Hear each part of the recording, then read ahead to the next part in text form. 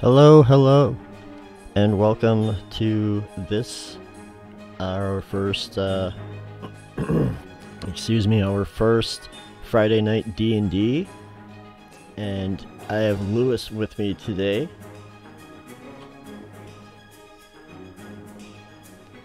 So yeah, you might be wondering what's going on here. We're going to try something a little bit different. We're running a one-on-one campaign here.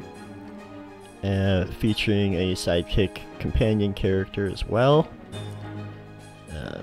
And we're gonna, we're gonna see how this seafaring adventure, see where it takes us.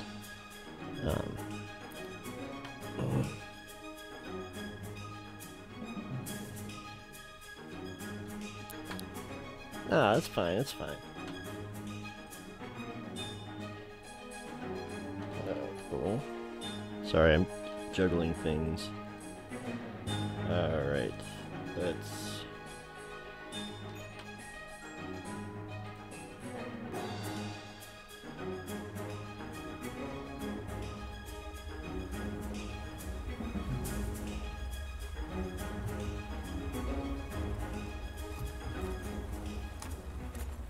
Okay.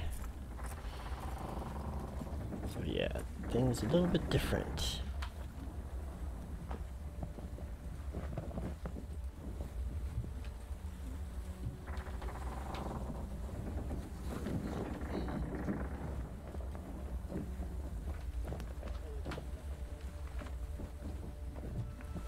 Yeah, alright, so as you can see here on our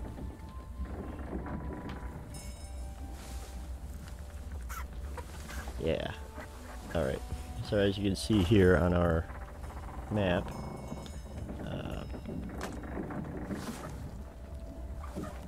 it's a nautical themed campaign.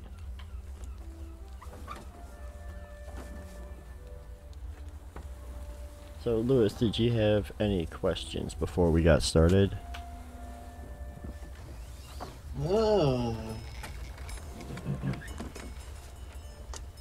Can I change my level to level 20? No. No, I'm good. Alright. So... Thank you for lurking, Galaxy.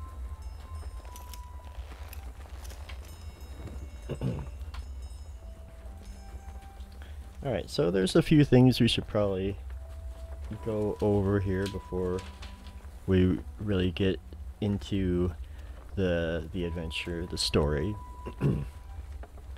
So, I've actually, this map is from the Seas of Vodari campaign, which is its own campaign setting, but we're working off the map and some of the lore and stuff that you find in the book, but otherwise this is our own thing. But yeah, so if it exists in typical fantasy, it can exist here. It's a very dangerous place. There's port cities to adventure to, treetop kingdoms, lost ruins, mountain fortresses. So you see that we've got lots of different islands that we can potentially be exploring at any given time. To the south, we've got the southern islands are relatively calm and peaceful. But again, just being on the ocean, any voyage can go from routine to catastrophic with the wind and waves and rain and storms, capable of sinking any ship. To the north, you've got the harsh lands of barbarians, orcs, giants, and other monsters. To the west are the wild and mysterious forests. In the east, the dwarves war with an enemy deep under their mountain realm. That's fun. And on the southern seas, you'll find pirates, giant sea monsters, crime filled ports, and countless unexplored lands. And then we've got this mess here. In the center, you'll find the wind, rain, and waves of Vesi's Rage that make travel anywhere nearby deadly.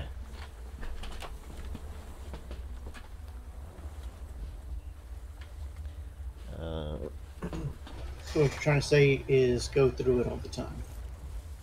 Yeah, always just beeline straight through it. Okay.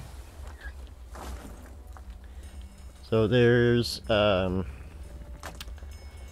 magic in this world is considered extraordinary. So it's much of like magical lore has been lost over the ages. It's only found now like in powerful artifacts and in rare individuals who you know, have like access like through like clerics or wizards, or but they're not common.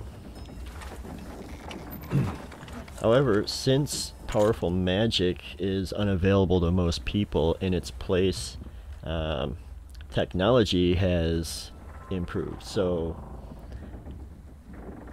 they call it the Great Leap, where it unleashed steam powers, black powder, and other technology which revolutionized travel, manufacturing, and of course, war. Alchemists are always developing new metals and materials, and yeah.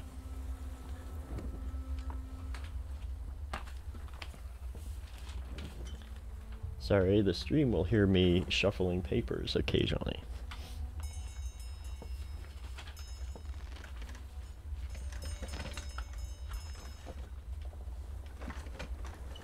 Alright. So, with that, why don't we why don't we just get into this? Let's see if I can set the right tone here. So, it's nighttime above deck. You're on the deck of a ship in the middle of the ocean. Where exactly, that's not important right now, but we'll get into that at some point soon. And yeah, it's a calm, clear night, so there's no land for miles in any direction. You gaze across the horizon and into the deep recesses of night. You can just see the vast array of stars and constellations that almost are bright enough to be like a dim light raining down on you. It's really quite beautiful. The salty air is, you know, there's like a gentle breeze, and you can hear the waves crashing up against the ship as you make a course from somewhere.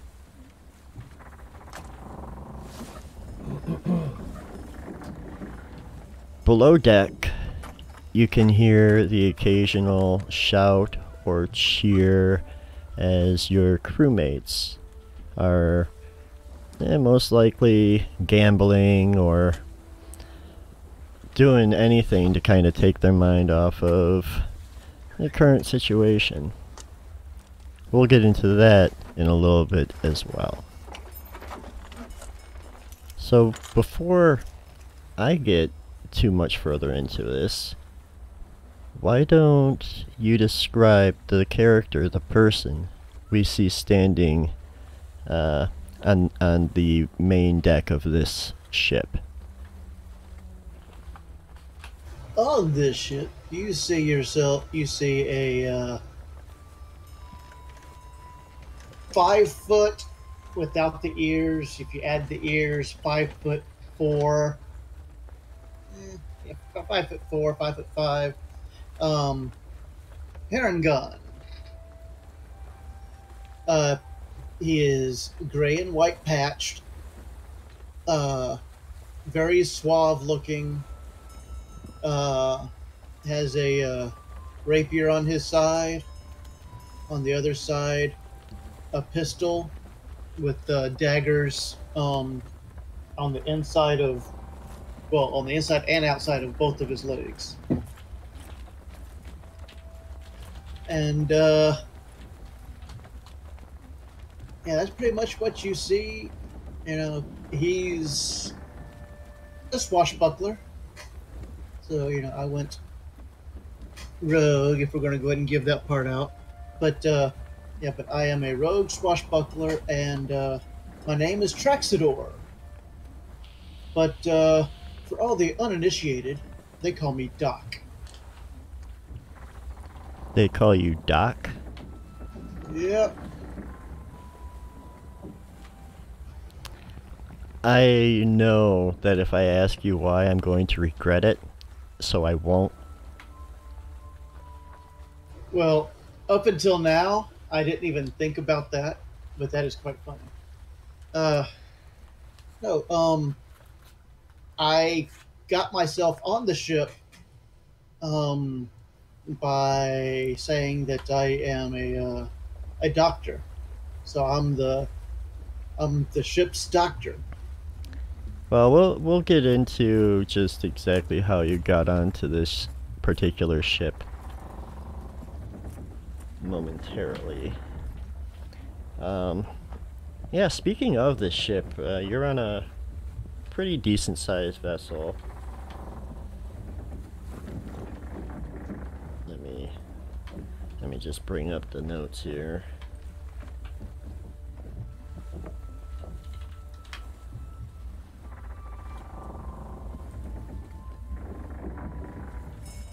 Yeah. Everything wants to lag. So yeah, this is a rather large ship. It's about 85 feet long, with a beam of 25 feet. It's much larger than the last boat you were on. The wood is old and worn, but you can still tell that it's cared for. And as you gaze up towards the crow's nest, you see your ship's colors as they are whipping. Not whipping. It's a calm breeze, but gently wafting in the night sky. And as you glance up, you see the familiar skull and crossbones that designates a typical pirate ship. And let's be real, I mean, you never thought you'd find yourself on a pirate ship. And up until about 3 weeks ago, you weren't. It is true.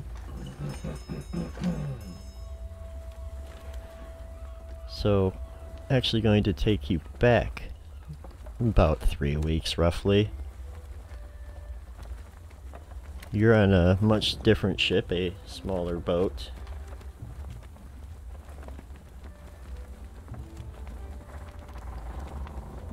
And this one is really far down the list. Yep. There we go, I think I passed it. Yeah, so this one's only 65 feet by 15. It's small, it's fast, it's designed. You know what? Before we get too far into that, we should talk a little bit about the roles, like, on a ship, because you're going to be on a ship. You have to understand how how to make it operate properly. So, ship can't go anywhere without a crew.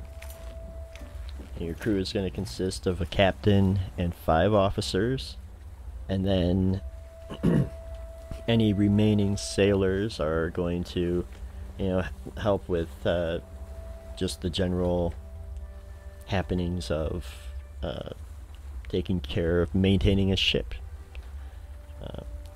Whether it be in combat, loading up cannons, or adjusting the rigging, fixing a torn sail, all sorts of stuff. A ship can operate without a full crew, but it does so with, as disadvantage.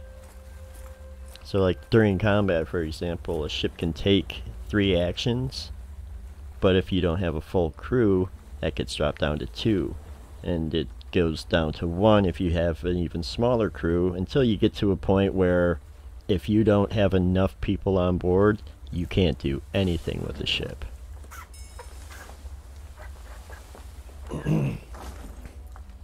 So, of course, you've got your captain, you've got your first mate. Next in charge would be the bosun. In case you're wondering, a bosun is generally in charge of the equipment and crew on a vessel. Next would be the quartermaster, who is in charge of quarters, rationing, uniforms, anything like that nature. Next would be the ship surgeon, who in this case happens to be our good friend Traxador here. And then finally the ship's cook. Anyone else is just another crewmate, essentially.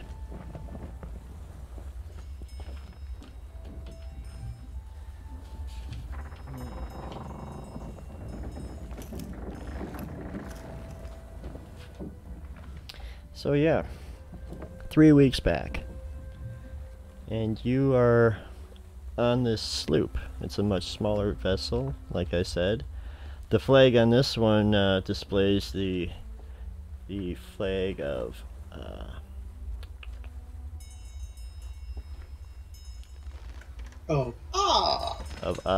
it's pretty close. It's this city here that I'm circling. I pinged it. It doesn't want to. Arushi or Arula? So, Arula. Arula. Yeah, Arushi is the island. Gotcha. Arula is the city. Yep. And so you were on a relatively. Well, let's. You were on a relatively mundane mission. Delivering correspondence to the next island over. Write this down. Somewhere.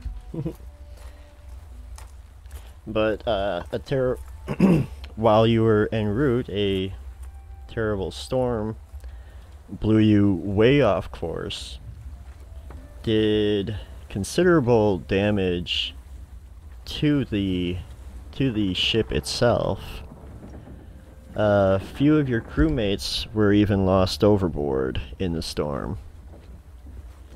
They've found new homes in Davy Jones's locker.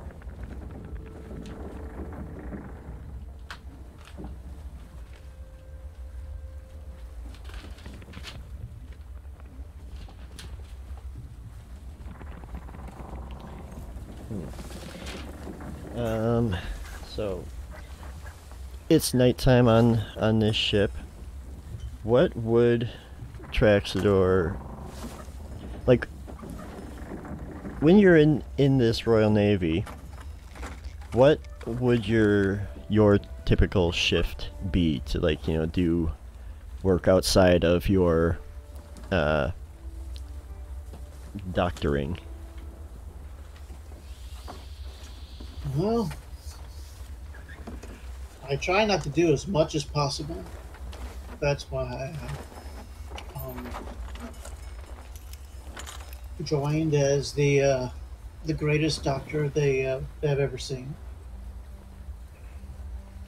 Not that I showed them anything. That I just told them I was, and for some reason they believed me, or they were desperate enough to believe me. So I got the job. outside of my doctoring, I do a lot of little odd jobs around the ship, but nothing too strenuous. And I enjoy when the rest of the crew gets drunk and gambles or gets hurt and is on the table in front of me because I can find things that they're not going to miss.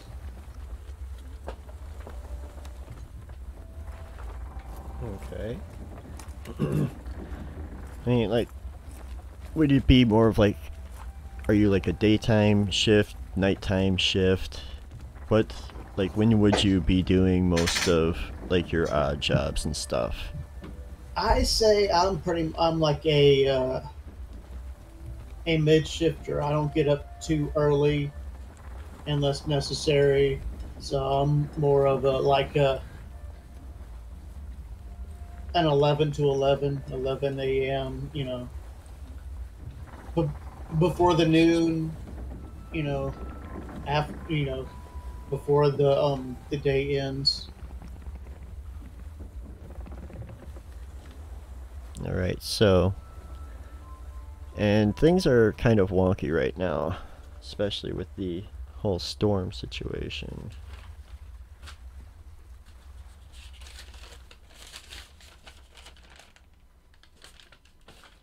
Nope, that wasn't it either.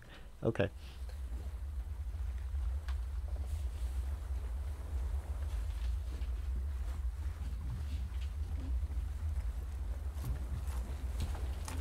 Oh, there it is. So, yeah, you ended up losing 6 men overboard, which does hinder how effective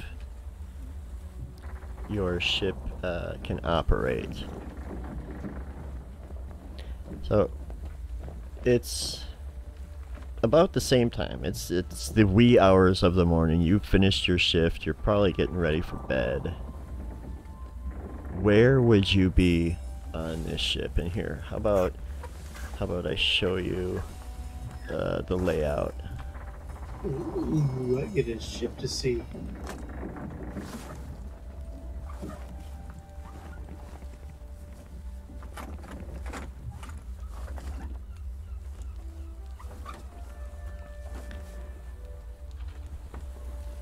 Alright, so this is the ship that you are currently on, the AS Lioness.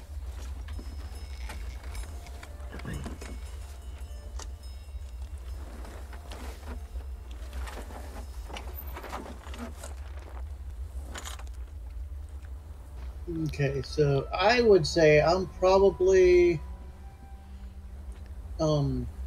where would the crew be getting drunk? Okay, so that would I'm be thinking around 7-ish.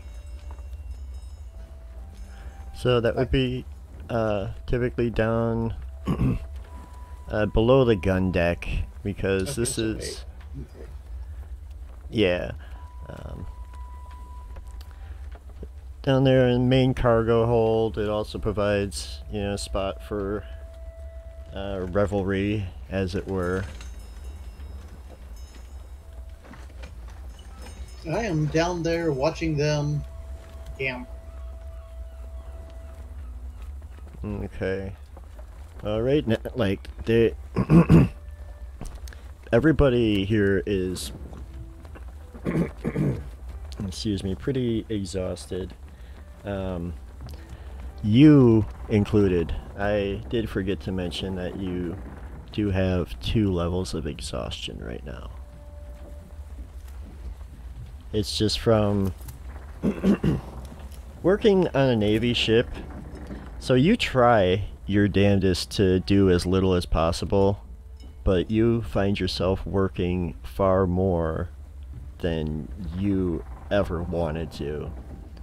This is like a military type vessel, so there's a chain of command going on, there's orders being barked, and there's just with the storm too, with all that happening, just everybody's basically doing double shifts right now.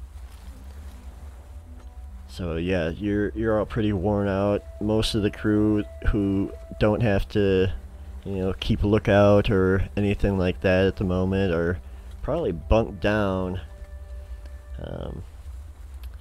So up on the main deck, this at the fore of the ship, beneath the forecastle, is a small crew's quarters, where one or two are probably bunked down at the underneath the stern castle, aft castle. I think it's stern castle. No. Down at the back of the ship, this is the captain's quarters back here, and then you've got some extra sleeping area down here on the gun deck.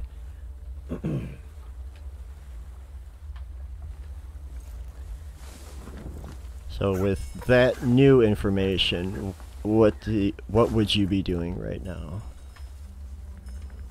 Well, 2 levels of exhaustion. I don't really think I want to try to do that. Well, it's about what to do.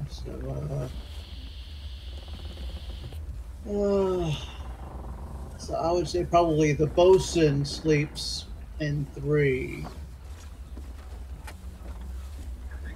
I'm gonna also say, being the doctor, I also get the privilege of sleeping a little bit better than the others. So I stagger my way up, acting like I'm drunk, but I hadn't really had a sip, and stagger my way back up and go up to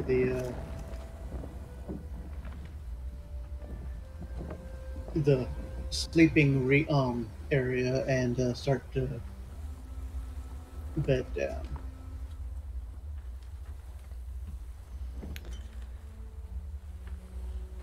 All right. So you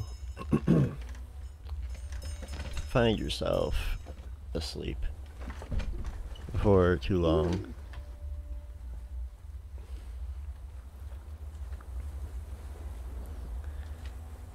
And I mean, you're exhausted, so you're about ready to fall asleep as soon as you hit the pillow.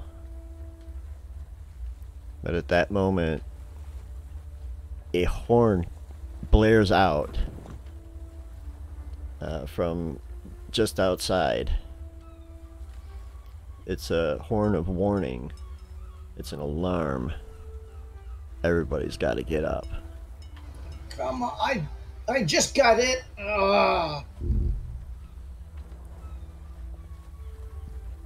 What in the bloody hell's going on out here?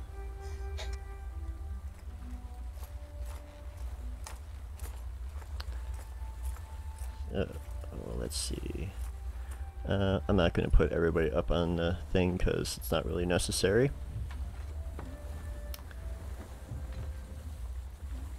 At least not for this map here. So you get out there, the captain comes out, other sailors are starting to come, you know, rouse from other parts of the ship, and as you look out over the horizon, you see a large black brigantine coming at you pretty quickly.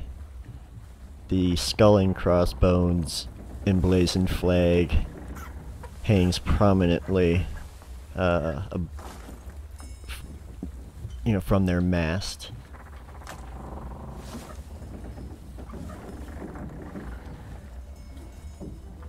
Not another one of these.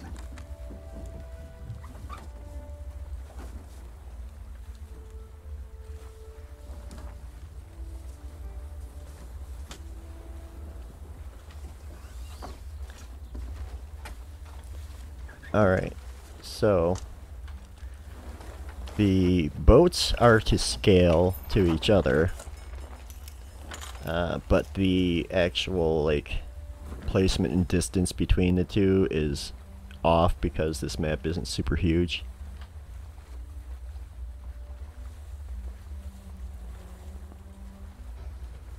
But I am Giant Bunny.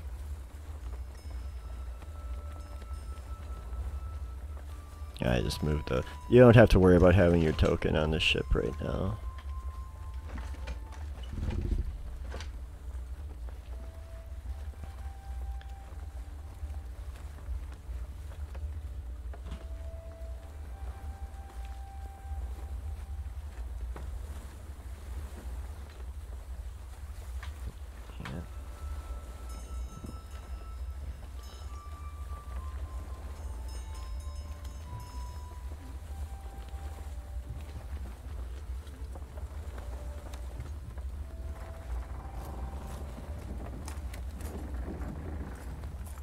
Captain, what can we do to outrun these guys?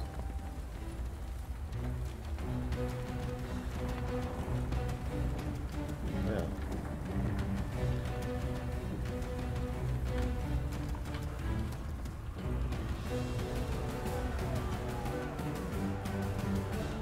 Okay. So it's readjusting the...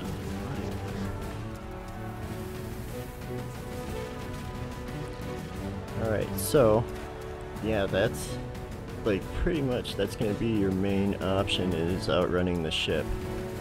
So we'll have to do a little thing called initiative.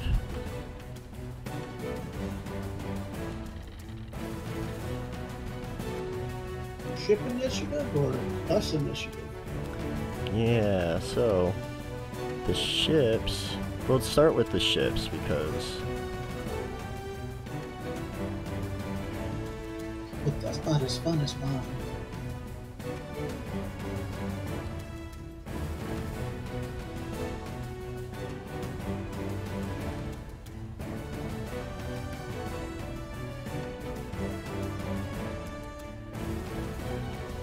Yeah, everything's loading real slow.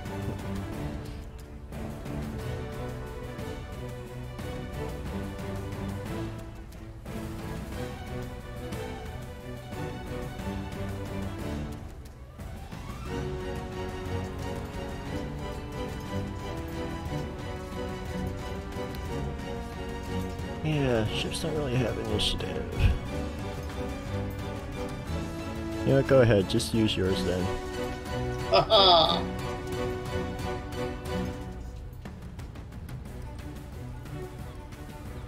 Let me try stuff. Ooh, that's low. 16!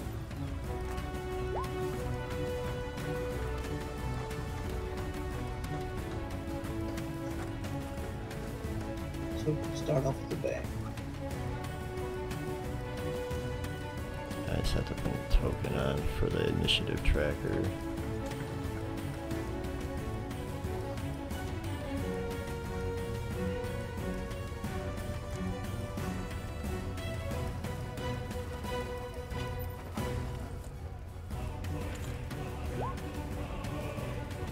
Yeah, okay. So it looks like the Brigantine has the jump on you guys.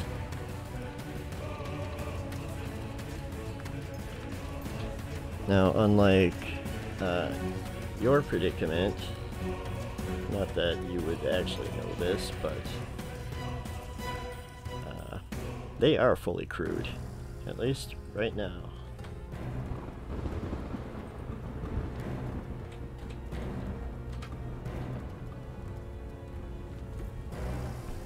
So they're going to move twice and then fire some cannons.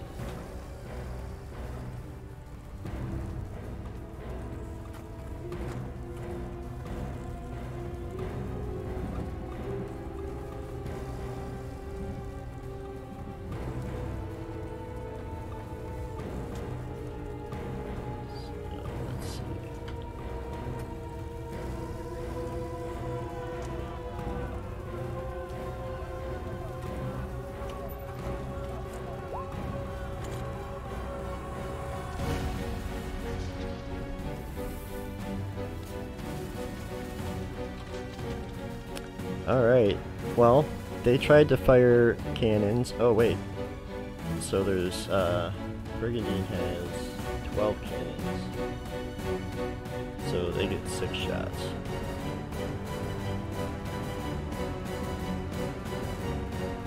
I was about to say, yay, they can't shoot, but then... 4 shots.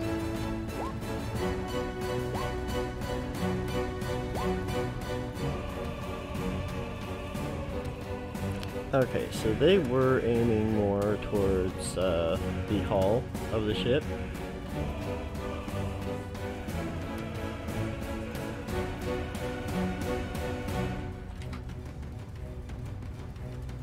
Yeah, last one, they got up and moved close enough or in the right position to get that really nice hit. So let's see here. The first cannon misses. The second cannon hits your armor class 15 hull, which is going to do, it surpasses the damage threshold of 15, so it will do 23 bludgeoning damage to the hull, which is the red marker on the sloop there.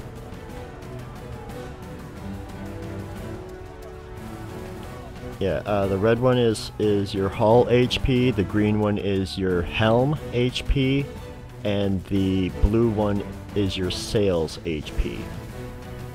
Okay, so can you take off the hit points or do I need to? You can.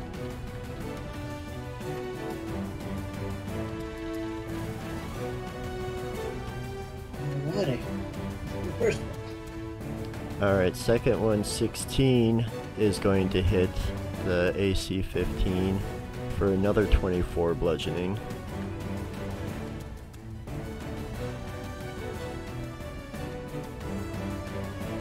And then 20 will hit for 26 bludgeoning. They need to stop this. 14 will miss. And keep listening to me. But that last cannon was a crit 26. And that's going to do a total of 40 bludgeoning damage. Alrighty, went from 157 all the way down to 39. And as this much larger ship moves along, gets closer to you, a man stands out on the prow with a cutlass in his hand, and he shouts, "Avast ye! Surrender the ship! We be taking this prize!" And it's your guys' go. So, with control of the ship, because your sails HP is at 60, your movement speed is going to be 45, 5 feet when sailing into the wind, and 60 when sailing with the wind. Let's roll a random. I'll roll a d8 to determine which direction the wind is coming from. And the answer is the correct way.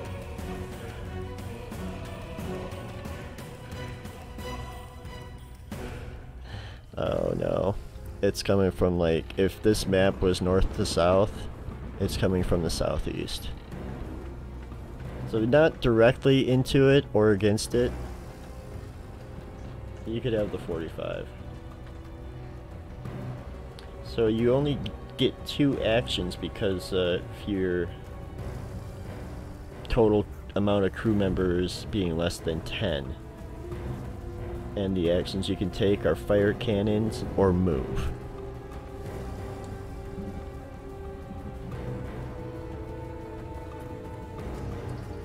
Well,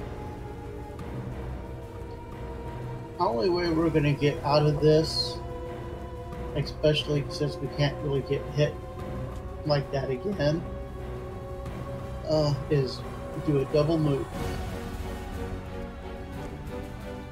Okay, so you just continue on course trying to hightail it out of there? Yeah. I mean, that's what I would say. But I'm not captain. Yeah, so I'm kind of just letting you sort of act as the captain of this ship right now, just for simplicity's sake.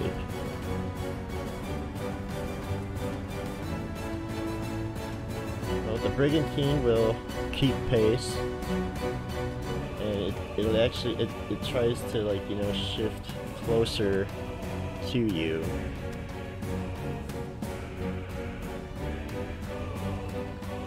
And you can see those cannons. So it had to move twice. It had to use 2 move actions to keep pace with you, so it does get 1 fire cannon's action. Okay, and they do not have to reload after a round. You can all redo it at one time. That's a good question. Yeah, they probably do need to reload. So we'll give it, yeah, we'll give it a second round like that. Slam on the brakes, we'll let them fly on by.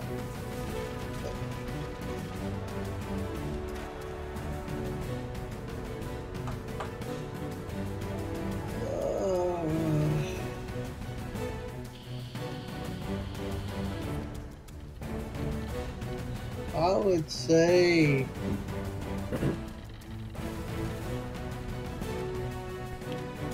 So you guys are exhausted. The work here sucks. And like they're threatening to they want to take the ship. They don't want it destroyed, but they're trying to slow you down for sure. I'm not saying that the captain wants to be taken and don't want his ship to fall into enemy hands. So I think he's going to do one of his moves going to be a turn. He's going to be turning away a little bit. So as part of your move action, you can do a 90-degree turn. Oh, at 90 degrees. Yes. There we go. So yes, 90 degrees and head that way.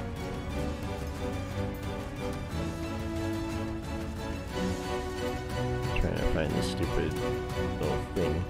Yeah, I couldn't find it. That's why I'm just trying to say what I did. Yeah, it's hard to see. It blends in with the background. Darn these ocean battles. Okay. So,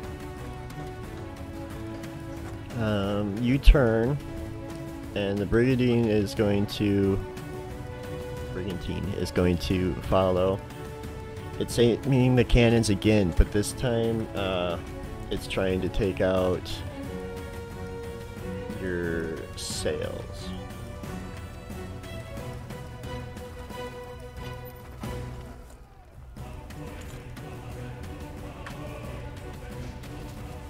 Your sails have, you know, yeah, sails are AC-12. AC-12 and 60 hit points in the sails.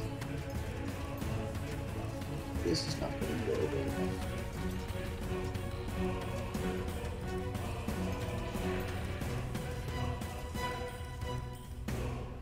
You know, I think I might have done that wrong with the cannons.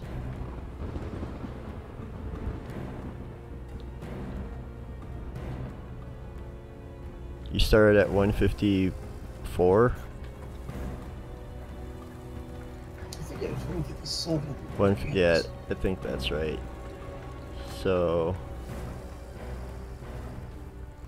yeah, put yourself back there because I don't think, because the fire cannons, it doesn't say.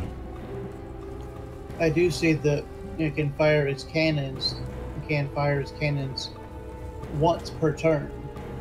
Yeah. So maybe that's all of the cannons. Right. But, well, it's only half because it can only shoot from, you know, the side. Well, yeah.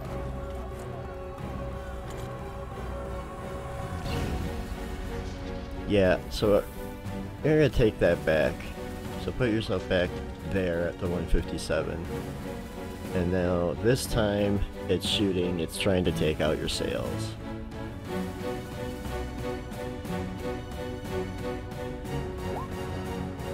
Ha ha ha! Ooh, an 11 is going to miss.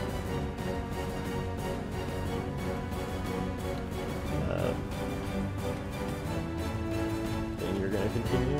Okay, so as a move action, you can go 90 degrees. Right? That's part of your move action. So like while you're like moving your currently 45 feet, you can also add a 90-degree turn in that movement. Yeah, okay, so I can't do two 90-degree turns and go the other way. You could, that's 2 move actions. Yeah.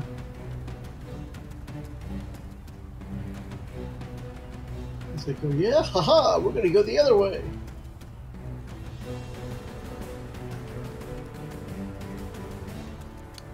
Alright, so the pirate ship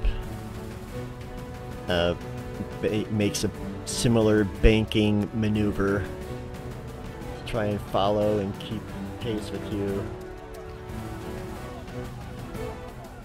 It's gonna aim for your helm to prevent you, to try and keep you from turning around. Wow. Haha! Those are terrible rolls. So yeah. Alright, continue. Alrighty.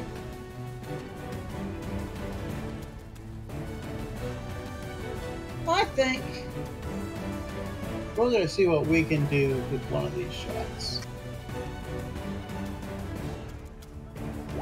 Whoops, that didn't shoot anything.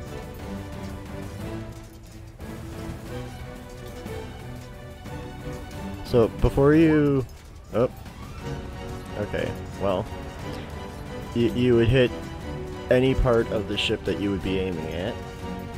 What are you aiming for? The hull, the helm, or the sails? The sails. Okay, so you definitely hit the sails. 16 bludgeoning to their sails. Figure if we could slow them down enough, we might be able to get away from them, and then move action.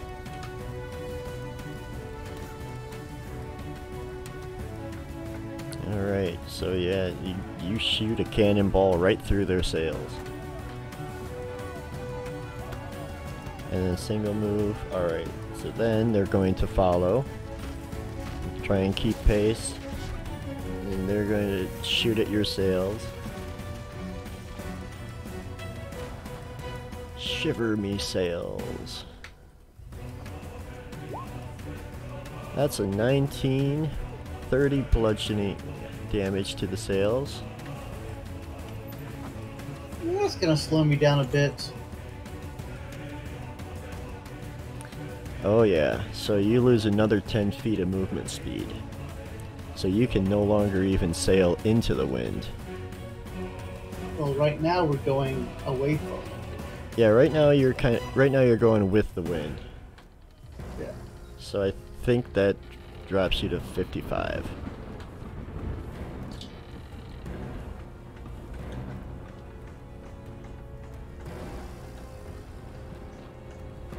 Alright. What would you like to try and escape now? Well, did they, because they fought, you know, they moved up close and they fired. They still have one more thing because I fired last time, so they get an extra move or something else. So what? I mean, are they gonna try to get closer to us, or what? Yeah, I mean they're keeping pace with you right now, so they don't actually need to use their third action. Okay. Because doing so would make them like overshoot you, so they essentially slow down.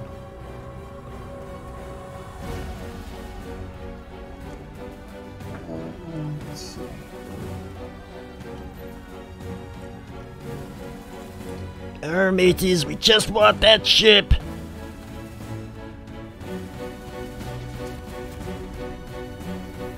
Tell you what. Give me yours instead. Fire cannons! Again for the sails, and 16 points to their sails. AC 20 will hit. Well, that does hit. And minus another 16 is going to reduce their speed by 10 feet. But they're still faster than you. And then we take one move action. Oh, I didn't realize that track ended that abruptly. That's not cool. Well, anyways. Yeah, you might be able to get them, knock them down. Alright, so they're keeping pace. You fired at their cannon, at their sails again. They're gonna take a shot at your sails. They're gonna try to just immobilize you. We dodge. Ooh, 24. Almost. Not quite a crit, but that's 26 damage to your sails. I have 4 in sails. And your movement speed reduces by another 10 feet.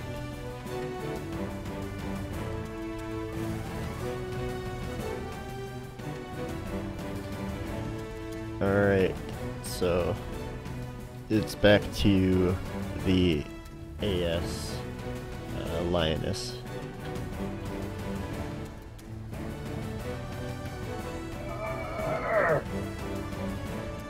You're slowing us down too much. Get more. Oh, no, you lost. What are we gonna do? We might have We're to. not going down without a fight. Yeah, we might have to fight them if they actually get over here. AC 17 to their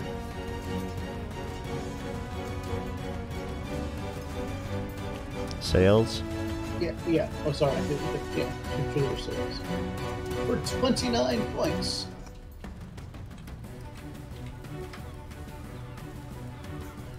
Their sails are getting torn up.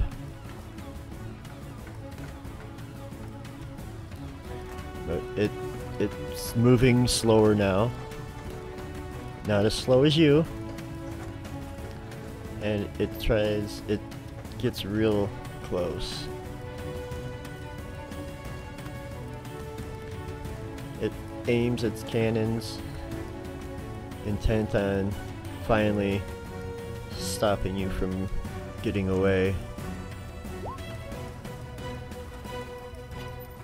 And a 14. Sails are gone. Oh, you still have forward momentum, so you're still moving right now.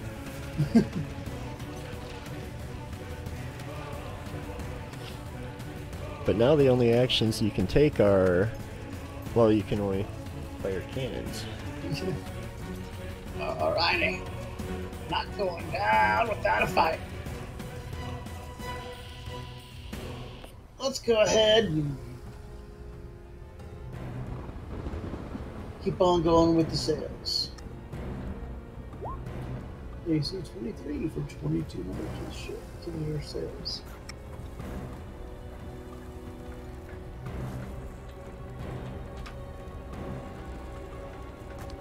Yeah, their sails are getting pretty rough. Pretty soon your guys are just going to be adrift next to each other.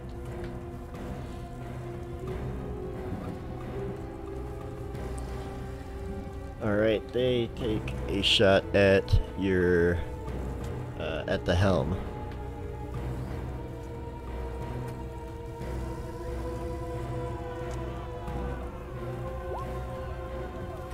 Ooh, 13 will miss. But now, you can see, like, lots of movement on deck as the pirates are preparing a boarding party.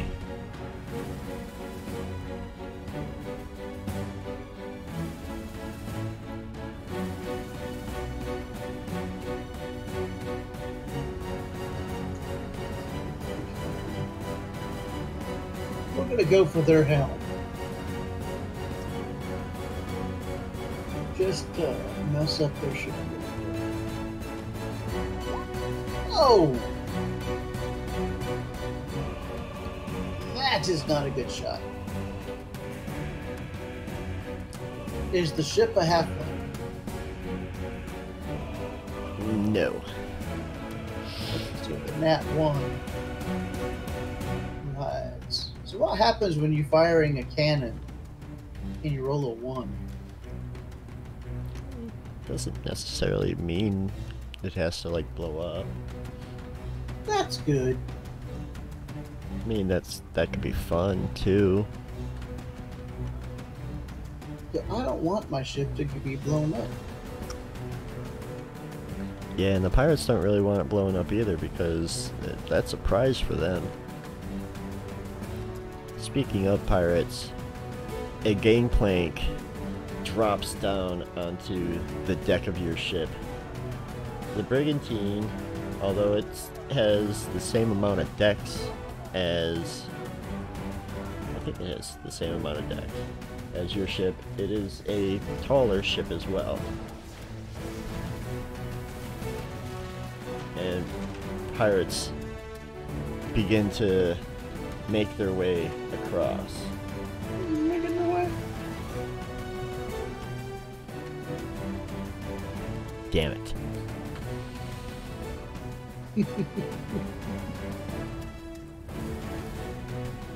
And let's kind of cut to the chase here. So these pirates are going to start coming aboard momentarily. How would you be positioned in your current condition? How would the rest of the crew be preparing to take on this onslaught? Well, most of them would be up on ship, ready to go now. A couple of them up there with the captain, and the rest of them on deck. Once they got close, they would have left their positions at the cannons and made their way up to the deck for the battle. Traxador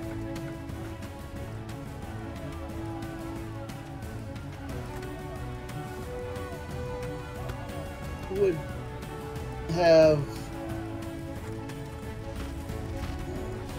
I would have liked to say during this whole thing would have climbed up onto the crow's nest during all this. I'm gonna need you to make either an acrobatics or athletics check to have successfully pulled that off. 22. Okay. So, yeah, it wasn't easy, but you managed to... You're pretty proficient with climbing a ship's riggings and whatnot, so you're able to get up there with relative ease despite the constant rocking from the cannon fire. Almost being the target yourself as you... And up there in the crow's nest, one of your shipmates, Theo, she looks at you like, "What the hell are you doing, Traxador? Like, you're not supposed to be up here right now with these pirates." Yeah, but if I'm up here, whenever I jump towards their ship, I'm at a higher vantage point.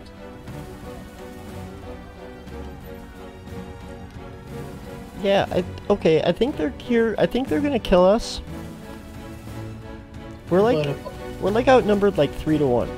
Yes, but if I'm on their ship and they're coming on this ship, then I should be okay. Now, meanwhile, I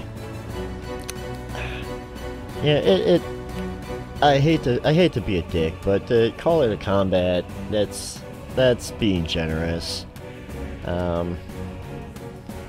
Your crewmates below are quickly overtaken by the pirates, and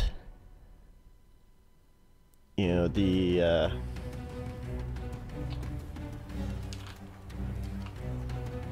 what you would think to be what must be the ship's first mate kind of like steps up, and she's human, got like curly, I think it was curly. I have a token. You've been token. Shh.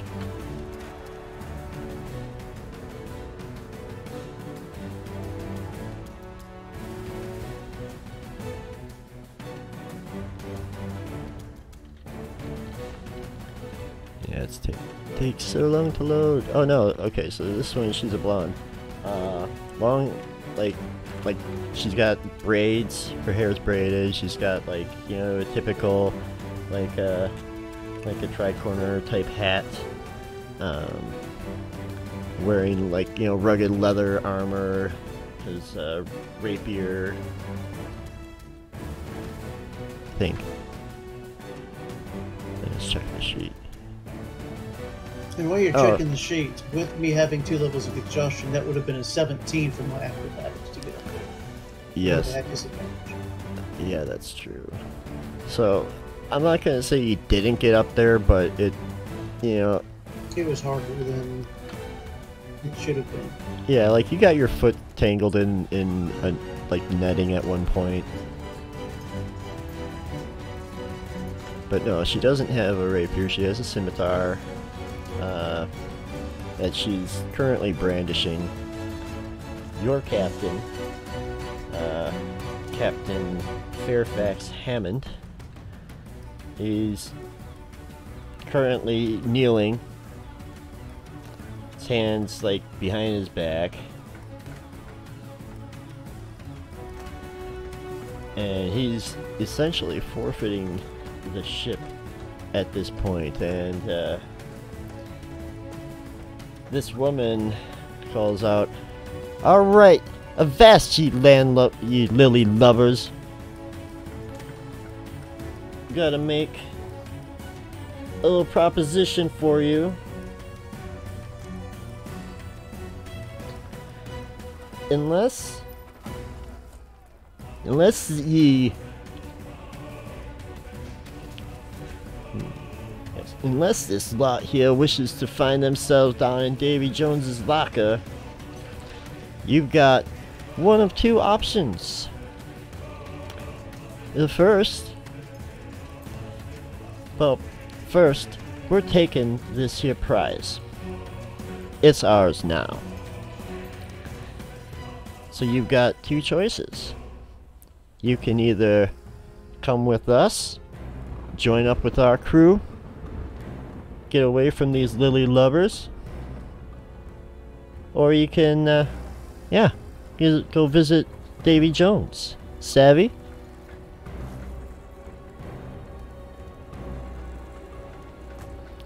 And, you know, she waits for, you know, various crewmates.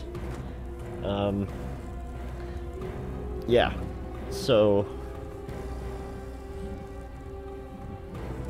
the ones that survived the fight all agree to come and, you know, join the crew, because nobody's just going to willingly drown themselves, I don't think.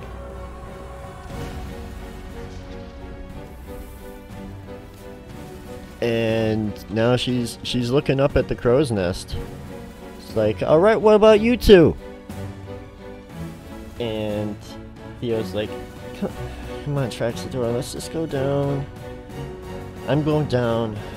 I don't really see any other... I might be a sailor, but I'm not the best swimmer. So, yeah. And Theo starts climbing down. What is Traxador going to do? Ahoy down there! How are you doing this fine evening?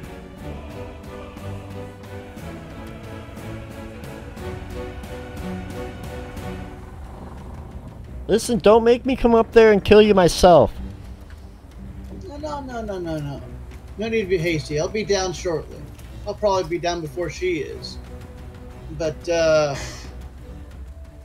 just saying, hey, how's it going?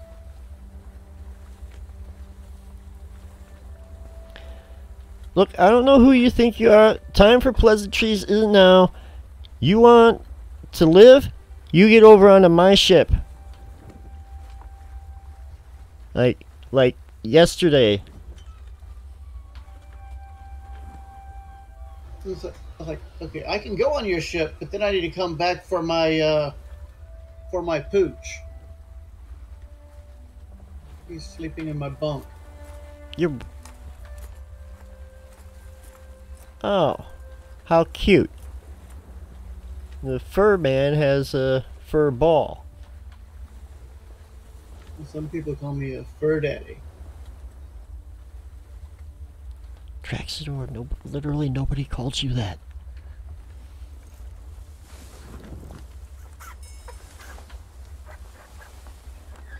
But I grab one of the ropes and leap off and do one of these cool little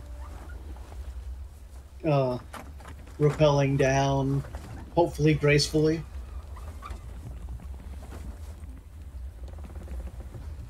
Would have been real graceful if I wasn't exhausted. At 13. If I wasn't exhausted, that would have been a 23. Yeah, I don't think you stuck that landing. My foot's always getting in the way. Those masts are pretty damn tall, too. Let's do a d6. You're gonna take 5 bludgeoning damage.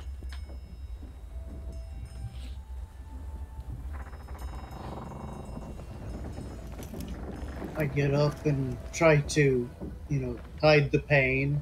I was like, let me introduce myself. I am Traxador. Save it for the captain. She is, just completely disinterested. And she does take, so really survivors, it's basically you, Theo, one other random sailor named Macy. That one's a dude. And your captain and first mate, Olin Ghastly. But everyone else was slain in the fight. The quartermaster, the cook, the bosun, and the last crewmate. That was Lanny. So it's you, Theo, Macy, Olin, and Fairfax that all go aboard, but Fairfax is taken on as a prisoner, along with your first mate, Olin.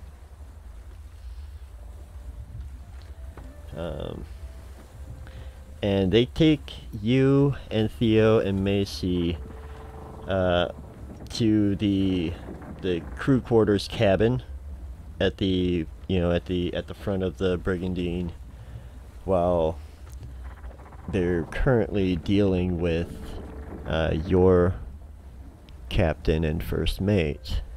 Okay, and before we go over, I go, Jabber, here boy, and then my little he's a jackal, but to him he's his little puppy. For sure. And Jabber scampers up. Got his got a tongue hanging out side of his mouth, drool flipping off of it. But yeah, he runs up and kind of does that thing that dogs do, where they like do a little dance around you, basically.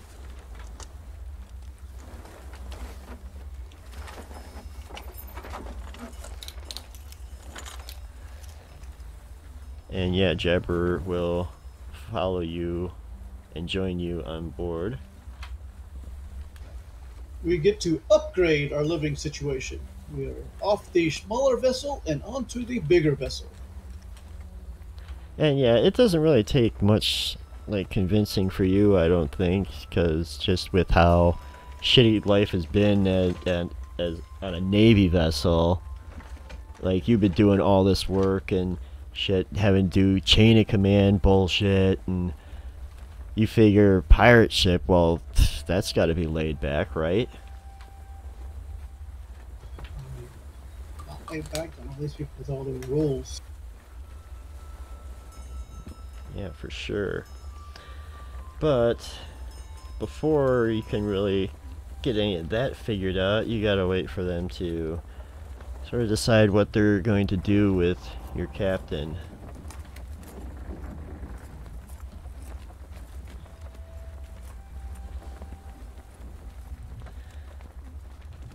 And let's see, so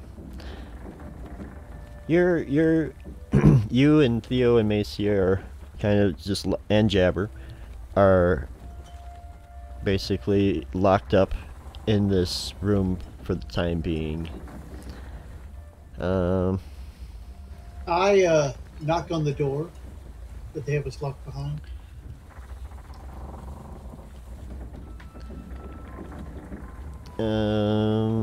The door after like, actually, like, you knock, but no one responds, at least not right away. Oh, come on, I have something to tell you guys. Bring the fair-haired one. She'll enjoy this. You hear a fist slam on the door. Shut up in there, mateys. We'll get you a turn in a minute.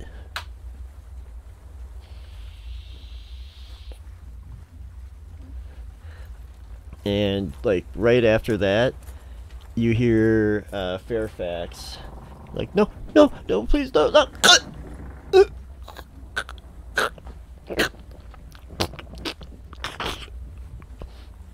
And just gurgles, and you hear a thud as his body hits the deck. As the body hits the floor, as the body hits the floor. Almost immediately after, you hear Olin, no, and then you hear a splash and uproarious laughter from this crew of pirates as they, just laughing their asses off at the idiot who's about to go meet Davy Jones.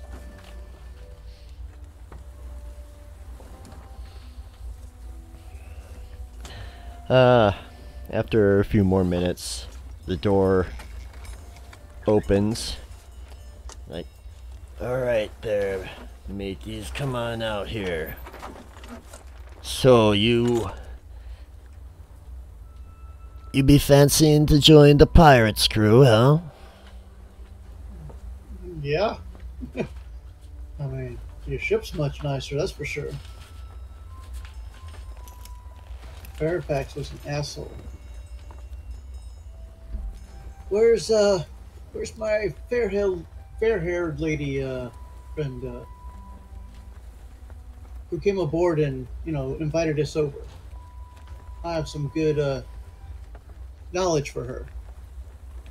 Oh, you can see her. She's out there on deck. She's standing next to a tall human man who's clearly the captain. He's got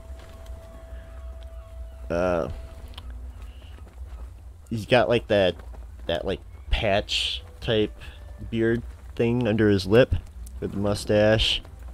His hair is like braided or dreaded out in some sense, and he just kind of stares menacingly.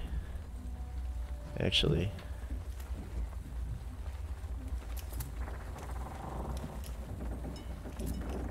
I say, my fair lady, Captain, my captain, and I bow down and be all graceful.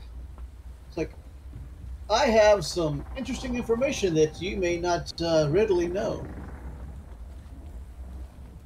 In the captain's quarters, underneath his chair, is a hidden little compartment that he keeps most of his valuables in.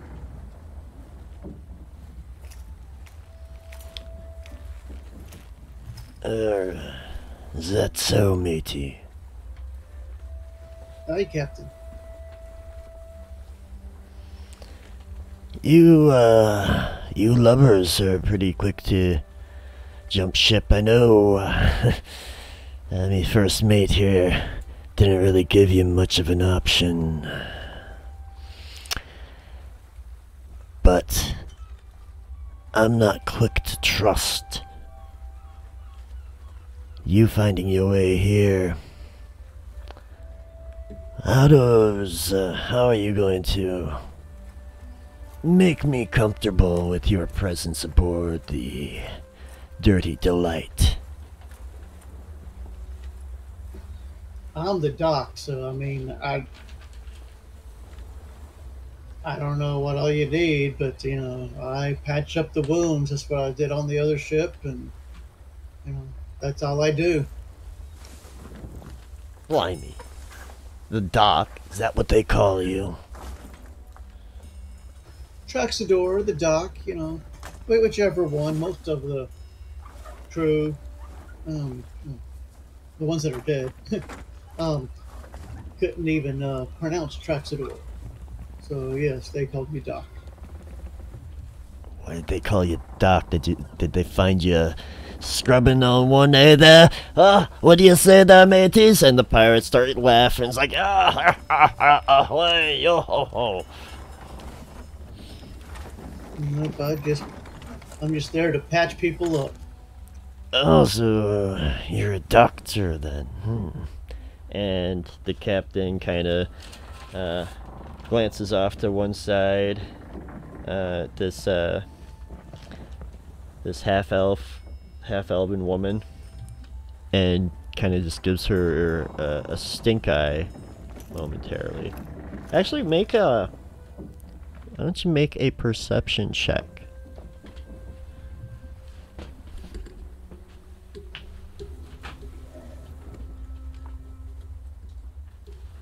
Okay, yourself.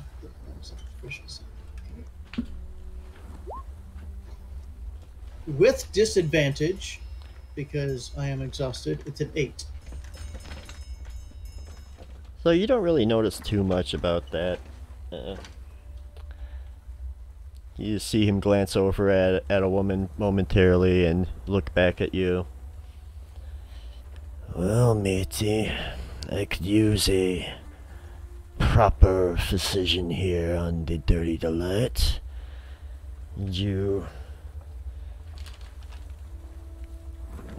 You fancy a spot on Blackmane's pillagers? Or with Blackmane's pillagers? I mean, anything could be better than that ship. I mean, well, I'm not going to talk about the captain because, he's feeding the fishes right now. But, oh yeah, about that. Boys, scupper that. And he points over at the corpse of the captain. A couple of the pirates shrug and grab him and throw him overboard. Alright, Maddie. You've been demoted, love. This one here, Doc. You're the new surgeon. Savvy? Savvy, Captain.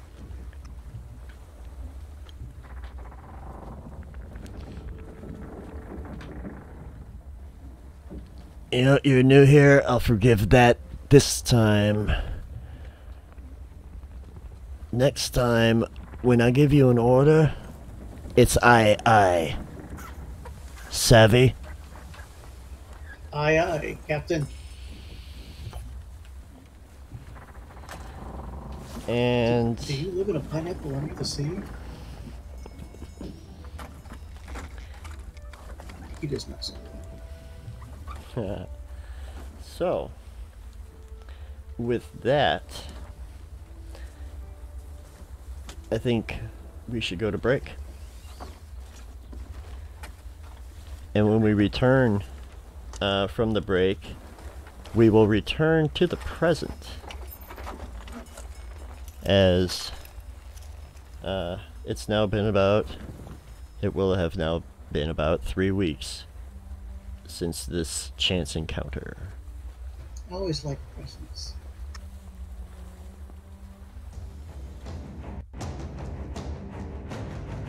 Cat came just in time.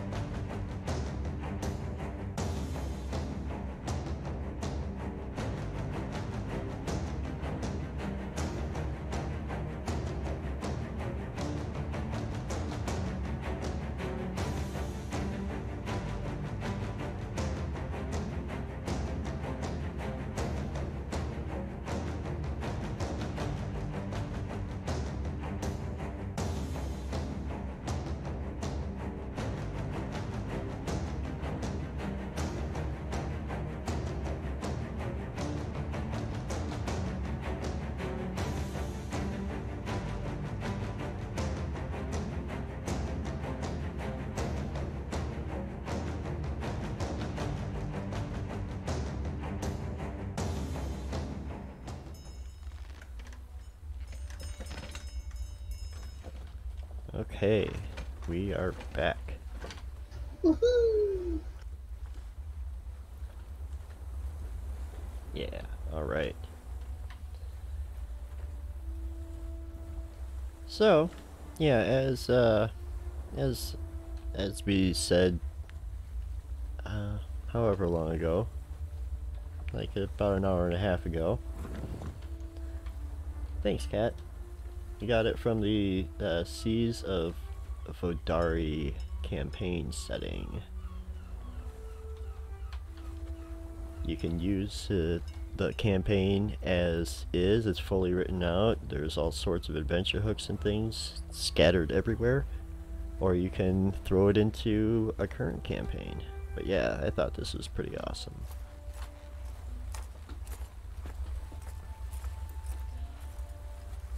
So as was mentioned, it's nighttime. And it's a calm night. I'm actually gonna zoom in here.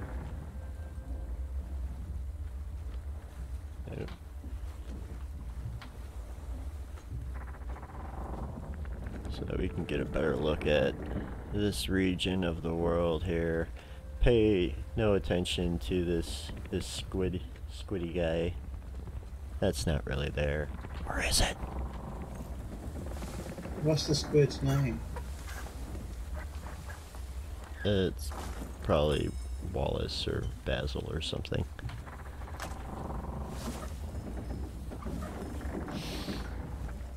Or Scandal, maybe.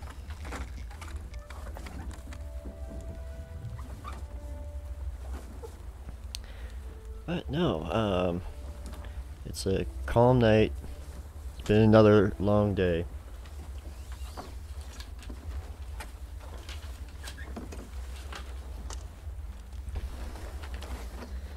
And yeah, so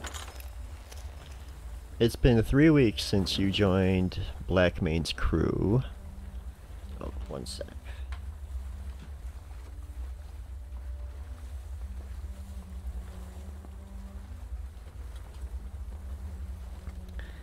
Alright, so yeah, it's been about 3 weeks since you joined Blackmane's crew. And yeah, things have definitely been different. You don't have all the like pomp and I don't know, display that you get with a proper military vessel. But it is still a ship. There are still things that need to be done on a daily basis. And Captain Blackmane is no slouch. To put it lightly, morale has kind of gotten pretty low on the ship. Because the past 3 weeks, even though, like, he's just been treating, like, everyone pretty shitty. Like, if you finish scrubbing the deck, he makes you do it again. When repairing the sails and whatnot, because it did take some time to make some repairs, thanks to the ship-to-ship combat. But one of the crewmates would finish patching up a tear, and the captain would come by and like rip it and make him do it again.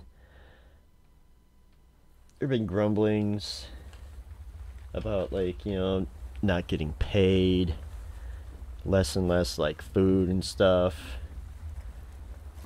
And earlier today, all that seemed like it was about to turn around. So, you guys were moored about a mile or so off the coast of Liberty.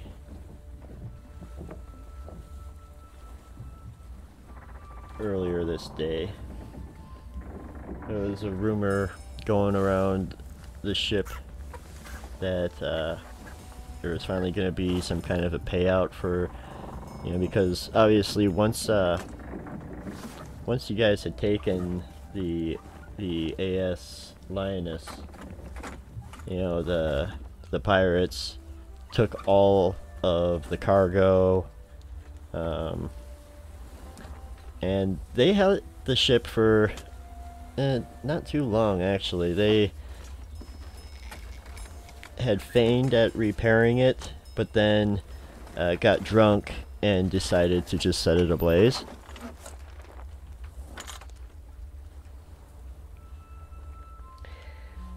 So yeah, that ended up going, but no, it just gets worse and worse. So a few hours ago, yeah, you're off of the coast of Liberty, and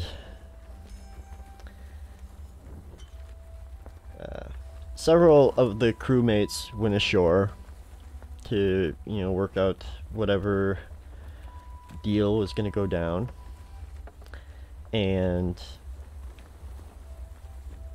they were ambushed. They were set up, captured, slated for execution for crimes of piracy and for the assault on the AS Lioness. No, you are not still exhausted.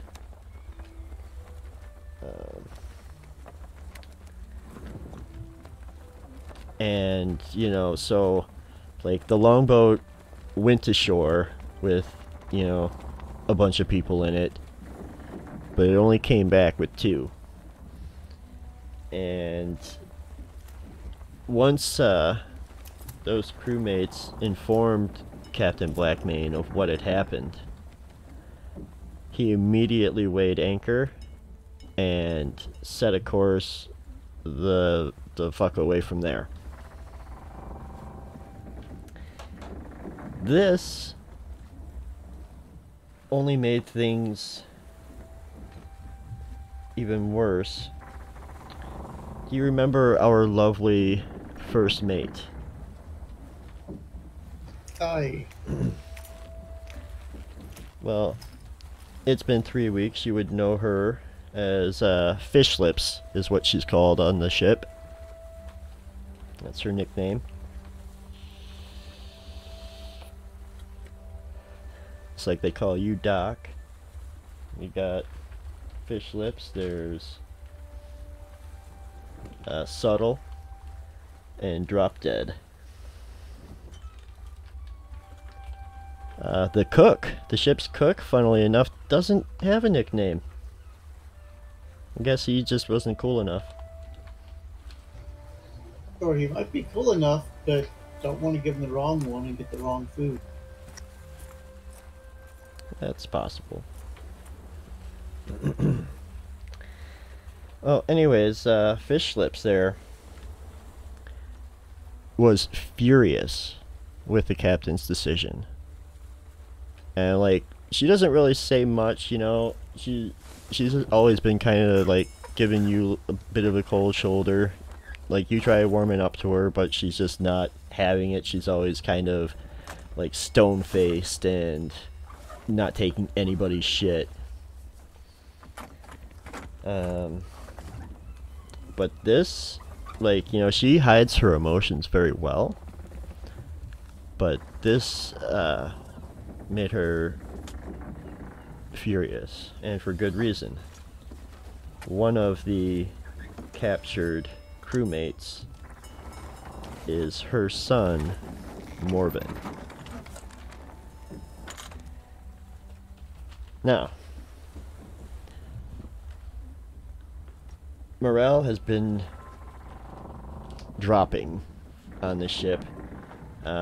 Your crew is much fewer now, thanks to this whole ordeal.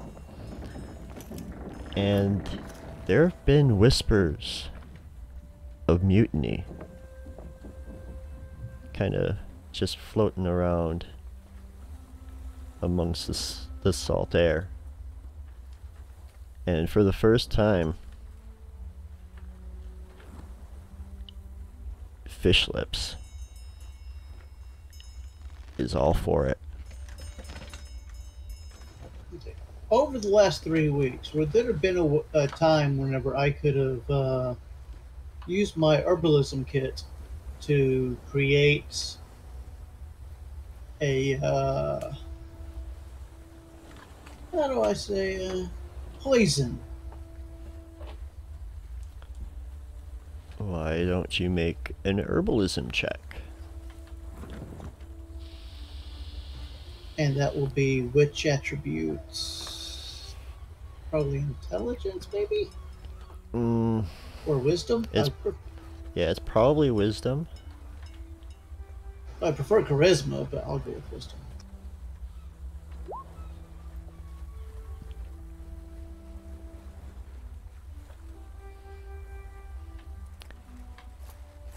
It's not difficult to make something toxic, but it's not a very potent poison.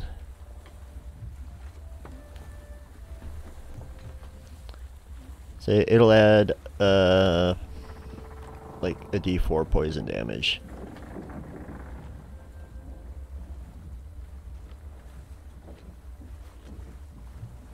Not quite what I was going for, but I will do with what I can create at the time. I just need better herbs.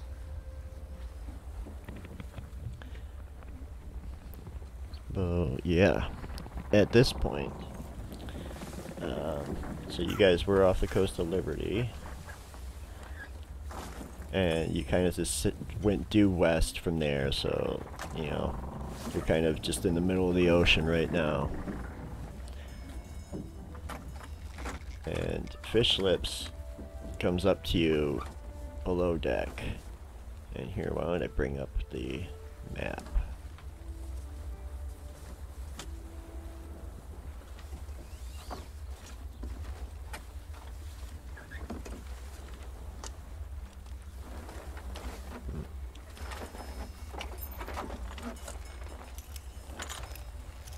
My cute little jabber. Yeah. You know, I didn't really get to do a good description of the last boat. Oop.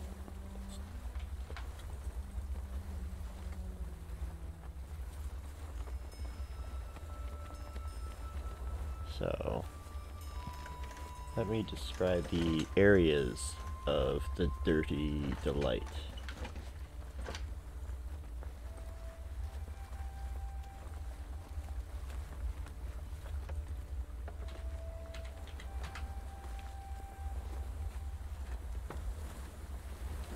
So starting up top, at the front of the ship is the forecastle. It contains the capstan that's used to raise and lower the anchor, provides a raised section for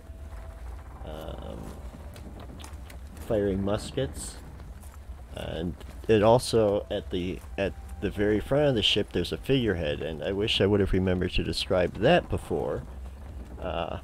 But it's of an octopus, but it's got way too many tentacles. But it's just a big, iron, many tentacled octopus. To the back, the stern of the ship, you have the stern castle, containing the helm and another raised section for firing muskets. On the main deck here, we've got a couple of longboats. They are stacked on top of each other. And there's a hatch that leads down to the gun deck. At the fore of the ship, you have the bow storage. So I guess that would be the boat or bow, the bow of the ship. It's used for storage or living quarters. Filled with hammocks for, you know, off-duty crewmates. At the back, you've got the captain's quarters, of course, the most luxurious on the ship. The gun deck below has another hatch that leads to the what is it called? the lower hold. That's okay. This is the mess hall at the back of the ship. Another like living quarter here, and of course, you know, all the cannons. The cannons all have, you know, stacks of cannonballs and barrels of black powder, kept relatively neatly, you know, stacked nearby. But yeah, that's the basics of the ship. So right now you're below deck, in the mess hall area with Fish Lips, and she comes up to you like, all right, matey. I've had about enough of this here captain shit, right? We're gonna take this bitch over. What say you? You with me? Or are you with him? Aye, aye, Captain.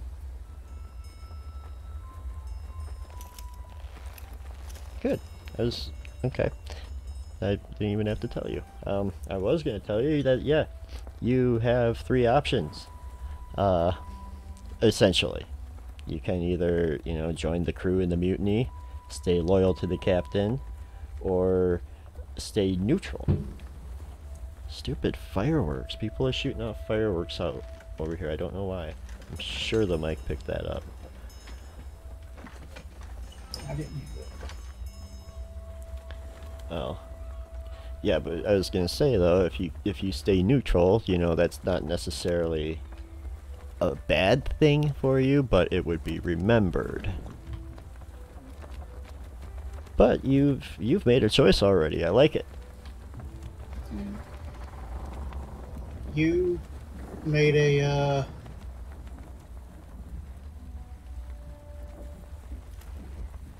well, let's see here. How can I put this without insulting? You made a very interesting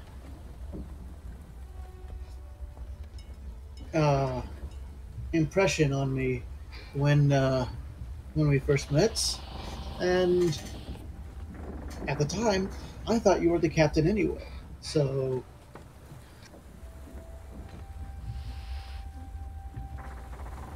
Bootlicking's not gonna get you anywhere, but now we have to come up with a plan.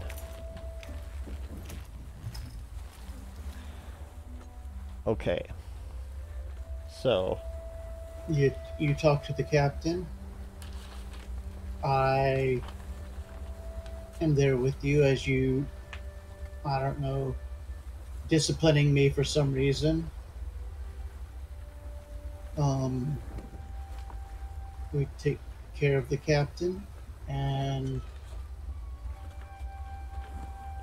that's it. Captain. Cool. Okay, so I'm not Fish Lips right now. I'm talking to you, Lewis. So this is basically who's left on the ship. So your friends Theo and Omar were both taken. You know, back, you know, from the Lioness, they were both captured, as well as, you know, a good chunk of the crew. The former surgeon, Mamie, was among those taken, along with several others. But so all that's left are 1, 2, 3, 4, 6 crewmates, aside from the officers that are still aboard. The bosun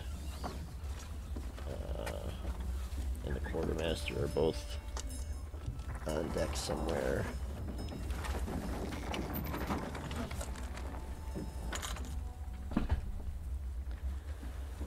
And so for this, I think we need to kind of determine how the rest of the crew is going to react to a mutiny. So to figure that out, I think we should roll some dice.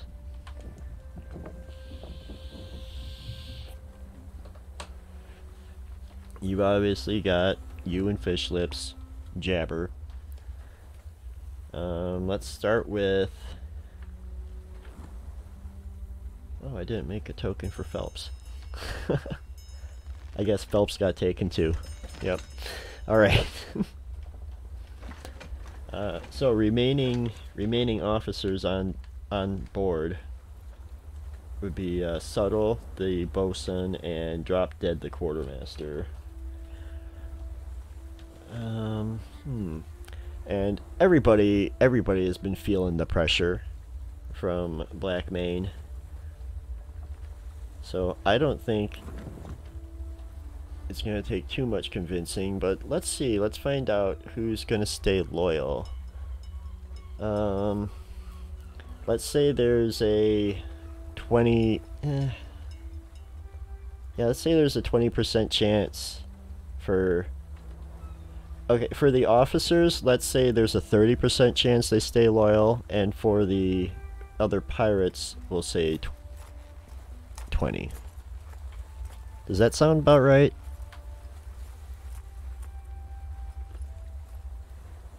Yes. That sounds good. So we're going 0 to 30. Right, for the And officers. 0 to 20. Yep.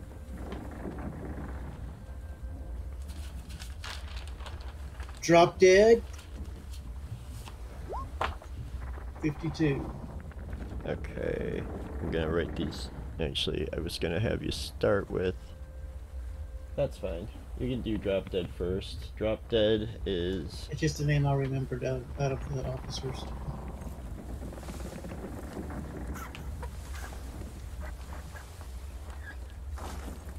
Did you want me to start with the lower echelon? No, next we'll do Subtle, the bosun. Well, he's not very subtle. Alright, all the officers are on board with the mutiny. Let's see if any of the crewmates on board are still with the captain. Ooh, one of them is. Oh, alright. Hang on.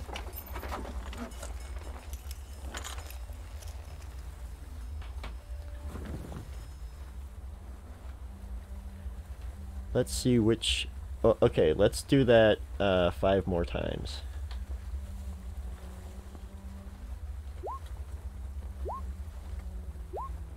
Ooh, 3 of them are. Alright, so it's half and half. And the other 3 are like, fuck that. 96, 81, 91, yeah. Awesome, now time to determine which 3 pirate... Okay, well, I'll figure that out.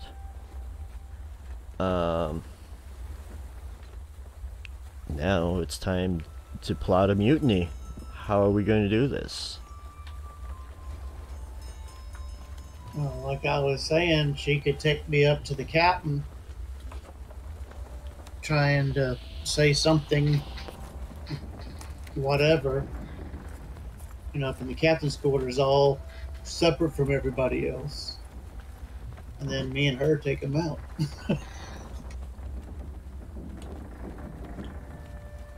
You just gonna straight up murder the captain? You're gonna sequester him on a boat? Like, what is the plan? Well, at least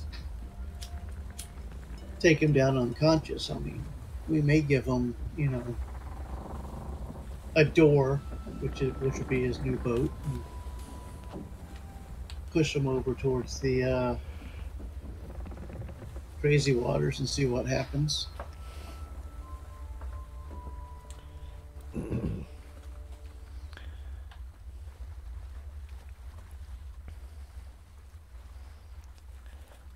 All right, and still middle of the night. When do you want to do this?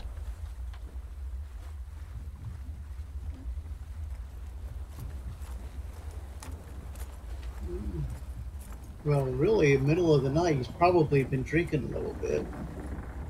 That might help a little bit.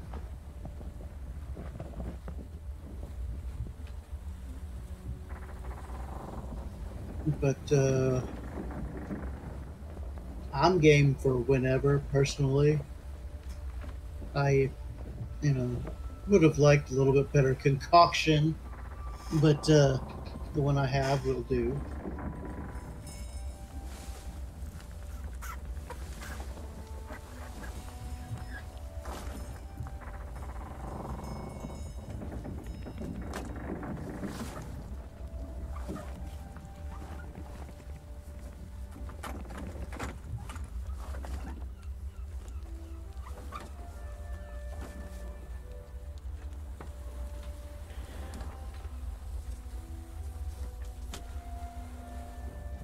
Alright. So, heading up to do this now.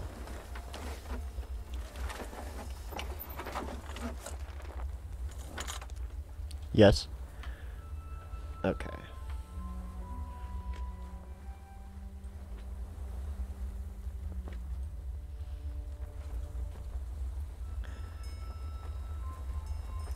Alright there, Doc. What's the plan? You take me in there, we get close to them, and you tell them whatever you want to tell them to get, close. I was caught, put my hands in the coffers, whatever you want to do. Then when we get close enough,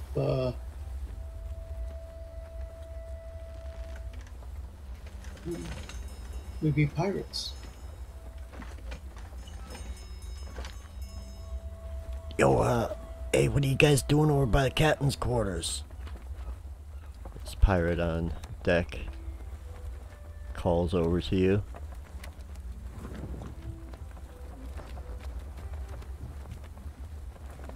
Apparently, trying to take an extra bit of food for oneself is frowned upon right now. Make a deception check.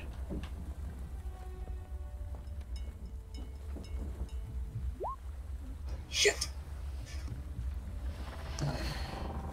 Ah.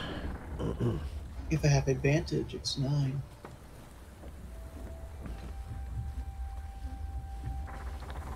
Oh no, I get it. You guys got it off with the captain, don't you?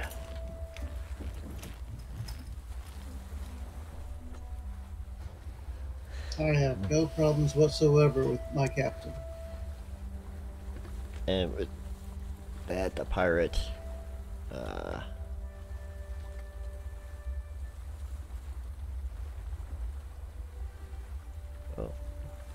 Why don't you make another deception check?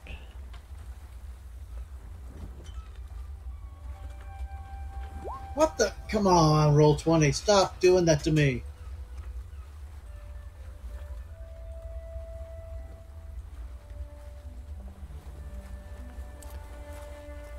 I need cat to roll my dice. I'm not doing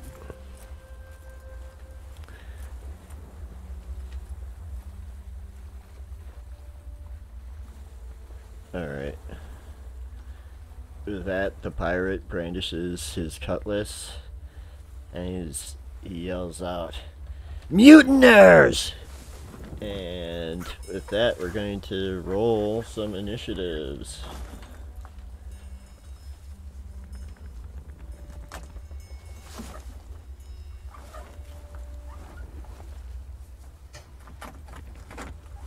I have a decent deception, and I can't lie to save my life.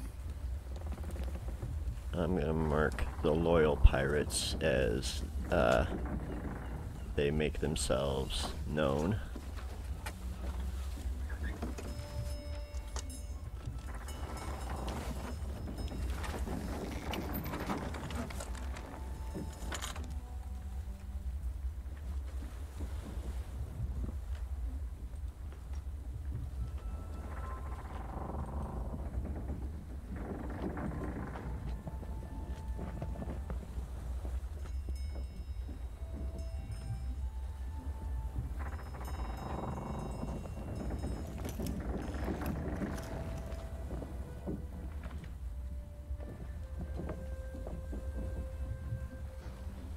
change of plans. Now we go in there and say, "Oh, Captain, there's a mutiny going on. Stand behind us." Wait a second.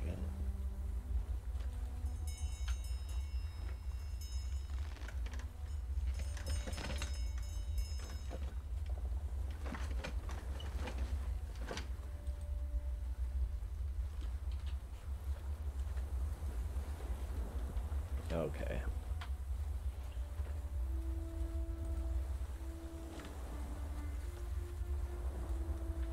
Bring up that turn tracker. Oh, okay.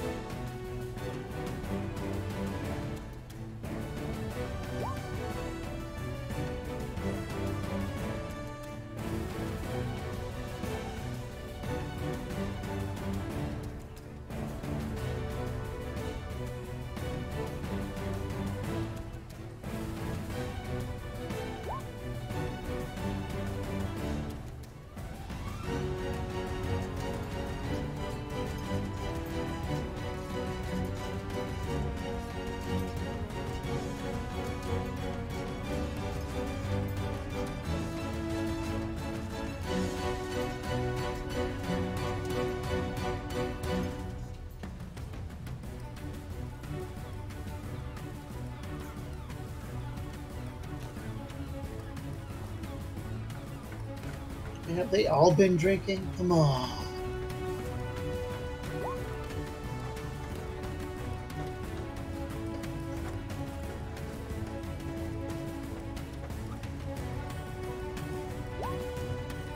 There's somebody who's...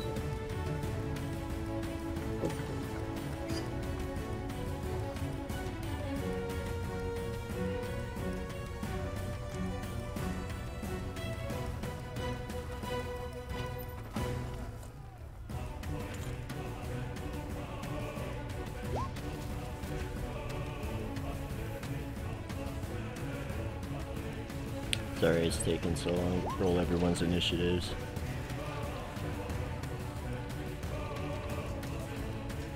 Did you roll one for Jabber? Oh, no.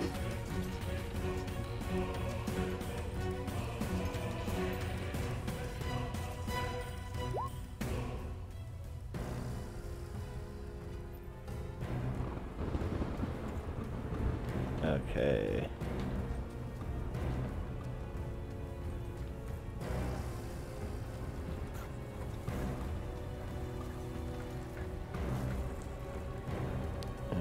Alright, so we start with this pirate below decks. There, I don't know what happened there. So he's gonna be moving.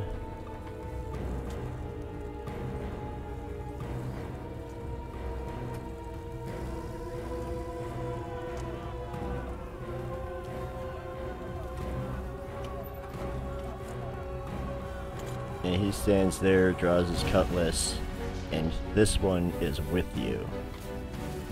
Haha. So he stands there in a defensive position,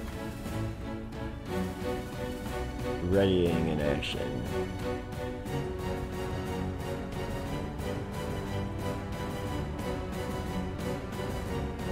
This pirate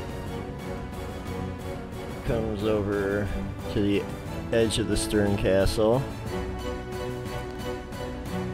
pulls out a pistol, and takes a shot at you, Traxador. Hey! Ooh. I think a 4 is going to miss. 4 will miss, yes, yes. And this one is against you. This one is aligned with the captain still.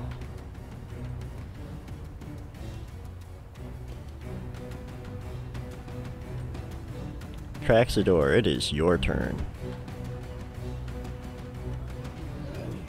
I am going to open the captain's door. The door is locked.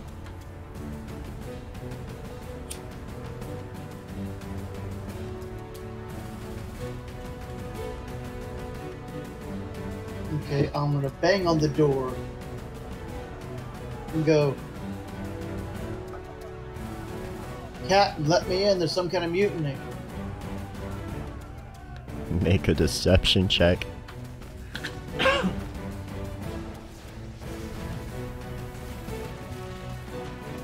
Okay, now Cat is going to give me advantage on this for some reason. She's awesome.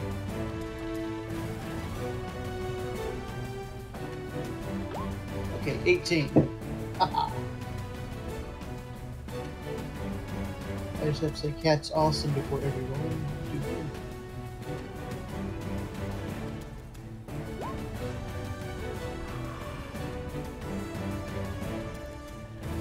Okay. I'll,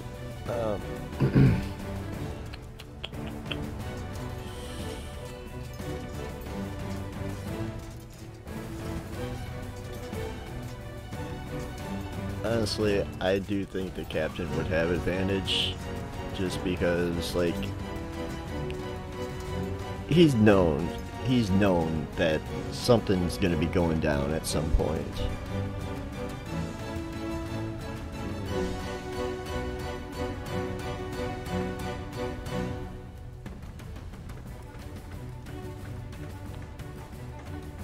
But yeah, I should have said it before I rolled it. Okay. So we'll just have him. The captain will come. And I hold my action until he opens the door. And my action is stab him with my stealing knife. My rate. All right. Well, we'll see if he listens. See what he does. Yep.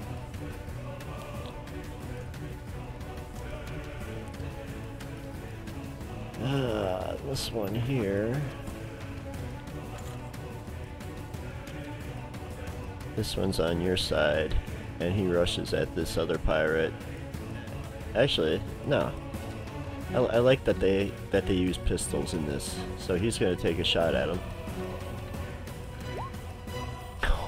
Oh, there.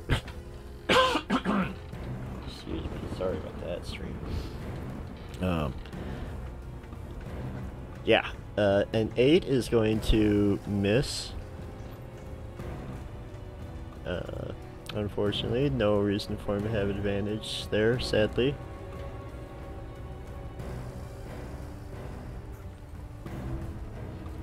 And it is the captain's turn.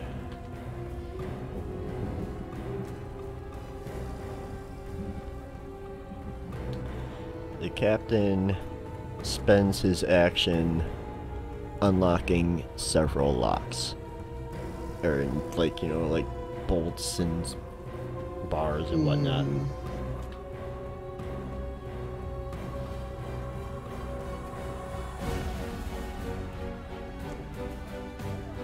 Fish Lips is going to hold her action. Nah, she's gonna take a shot at the non-mutinous pirate.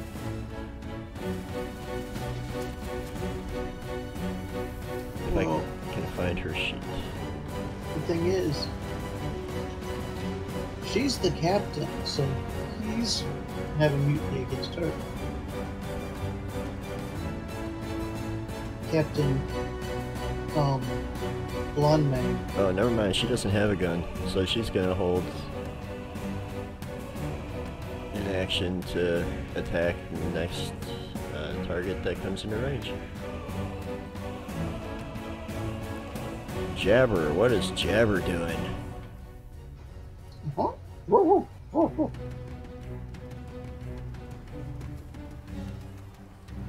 Yeah, Jabber's probably just sleeping. Just hanging out. Lazy bum. He starts moving over, he hears mutiny, you can find out what's going on. But that's it. That's, he recognizes words. That's interesting. Alright, Taft. Subtle Taft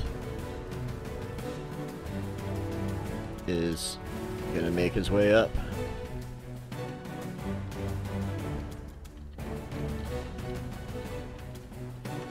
And I figure he could probably just get to like the stairs and this. He can double move to get up on deck. So I'll do that.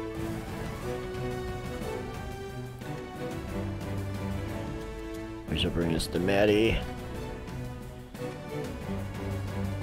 Maddie drop dead Karn. Maddie comes out.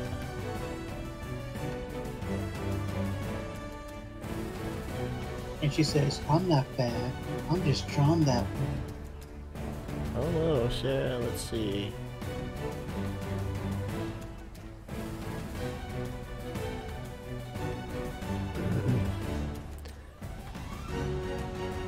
Alright, she comes out. And out there.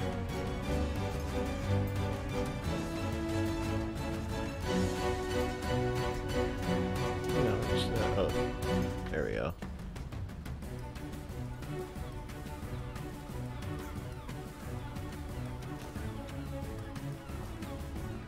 Alright. She'll come out to there, and she will use Song of Teamwork on Traxador. Oh, she doesn't have to move that far up.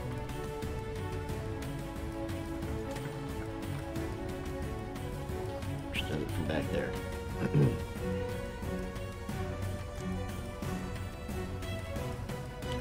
So yes, the Shanty Bard can choose a creature other than itself within 60 feet that can hear it.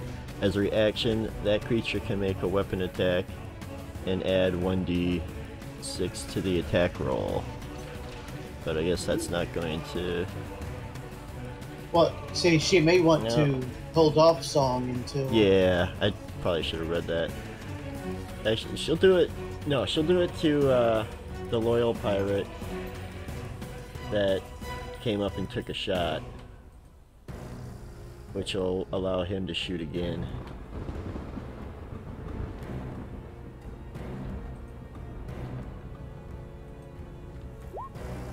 Ooh, a 14 will hit that pirate's armor class.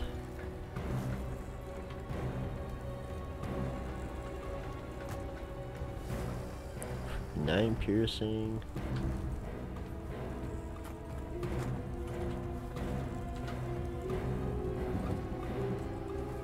I probably should have put numbers in before, but whatever. Alright, that's Maddie's turn. Alright, now he gets to go finally. So he's gonna rush towards. But that will trigger this one's readied action. Did he have the readied? Yeah. So that one will attack with his cutlass. And miss. So then that one will attack with his cutlass. And also miss. These guys suck. Stormtroopers of the sea. Alright, oh, the one that's all the way down at the bottom.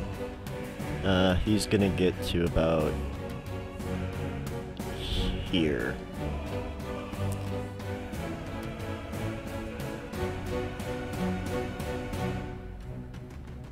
This one, he's gonna take a shot at the pirate straight across the way from him.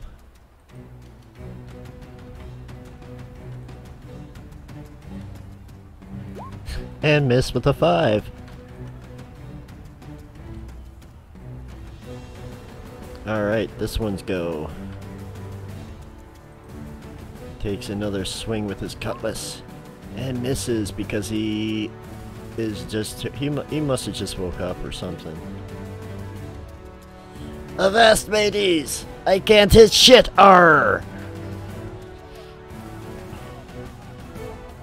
Alright, next this one's gonna... Well, he's gonna return fire with his foe across at the front of the ship. Yep, typical 8.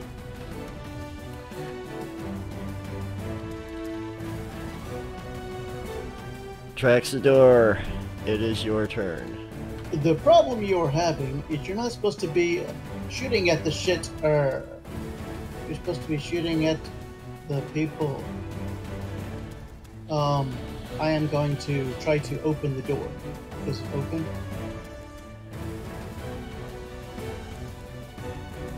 High or low for favorable results?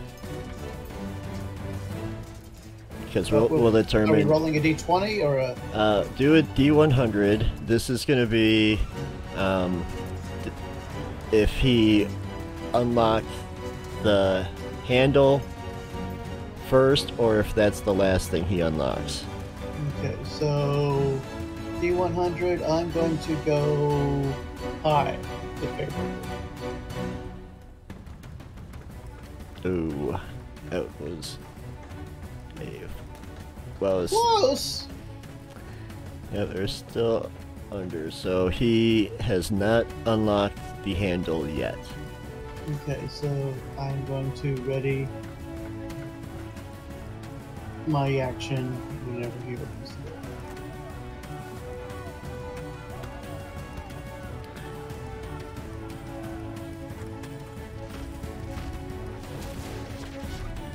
Alright, this is a loyal pirate, and he's been, well, he was shooting at this guy. So he's going to turn and take a pot shot at this pirate up here.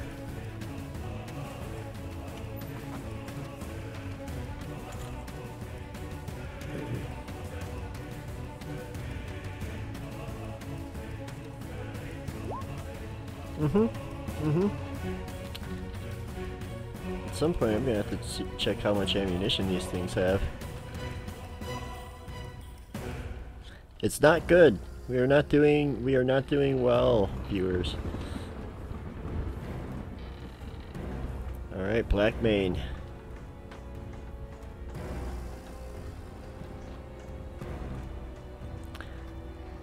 The door bursts open. I know you're waiting on an action, but you're gonna have to make a dexterity save.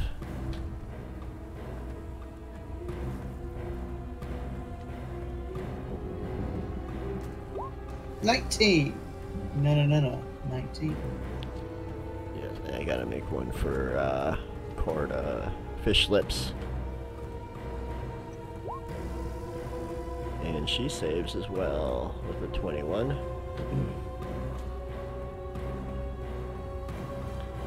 So you both avoid the door as Black Mane steps into the threshold.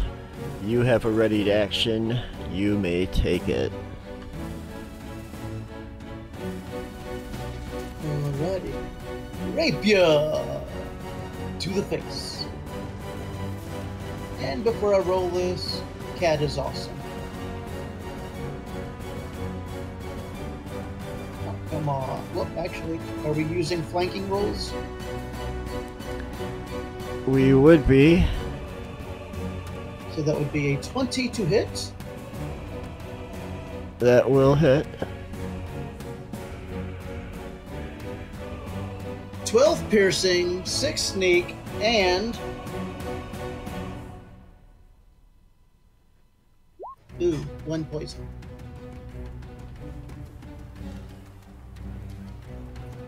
So that is 19.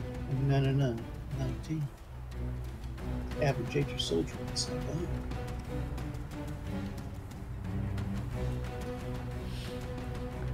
Okay, and...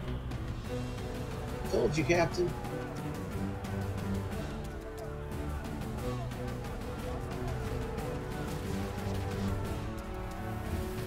Okay, and Fish Lips will get her ready to action as well. And 18 is going to hit. So that does 8 slashing damage, but she's going to use this ability that she has called Fortune's Favor. So when Fish Lips hits a target and deals damage, she can choose to roll a d6 and add the result to the damage. If the result is a 1, Fish Lips' attack instead deals 0 damage. So, let's see if Fortune favors Fish Lips. Say that 3 times fast. That. Alright, so an extra 5 damage, so she's going to do 13 slashing damage, rather, to Blackmane.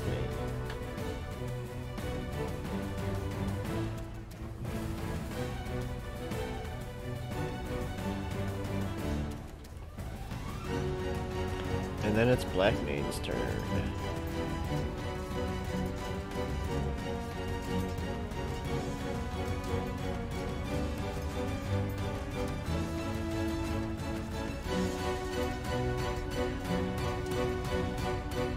Alright. He has a multi-attack. It's 3 attacks. Ooch.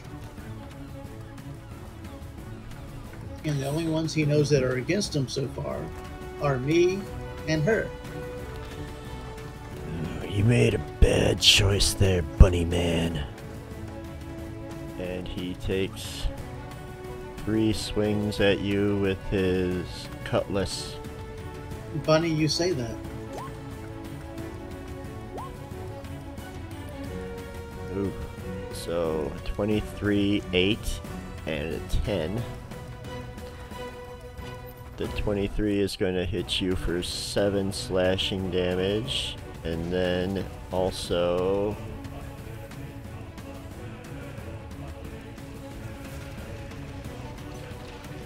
ten sneak attack damage. Wait. Yeah, hang on. No, he doesn't. Never mind. Never mind that. So just the 9 slashing damage.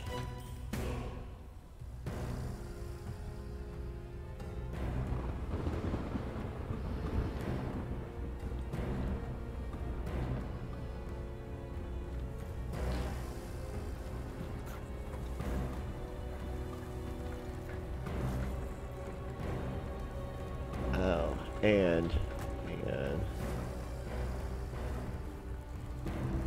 So he he would have used his uncanny dodge on that first attack, only taking half of that damage.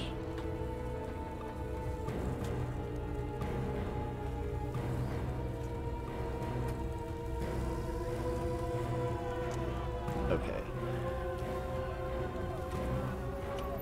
And now seeing he's surrounded, basically, he attempts to step back.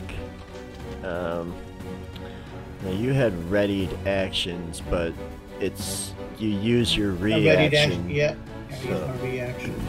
Yeah.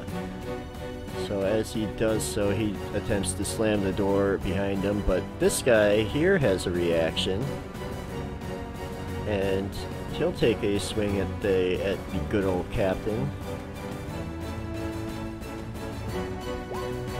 And yeah, that's typical. I don't even have to roll for these guys.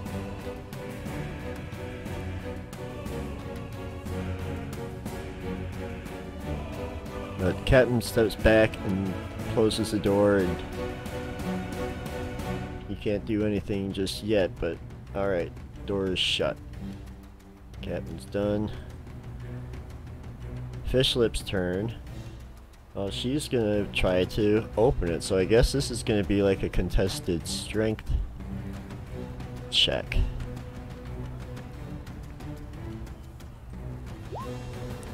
Ooh, she only got a 7. Let's see what the captain rolls. A 2. Come on. A 10. So he manages to hold the door shut.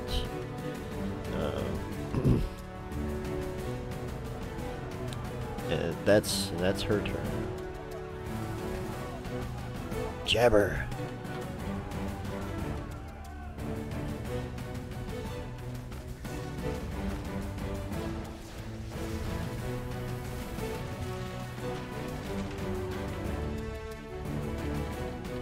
He goes over that way trying to figure out what's going on. Yeah, that's all it is.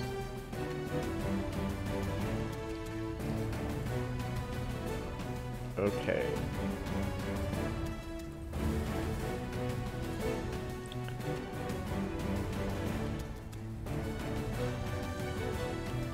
Alright, Subtle's over here. He's gonna come around and try to be, subtle.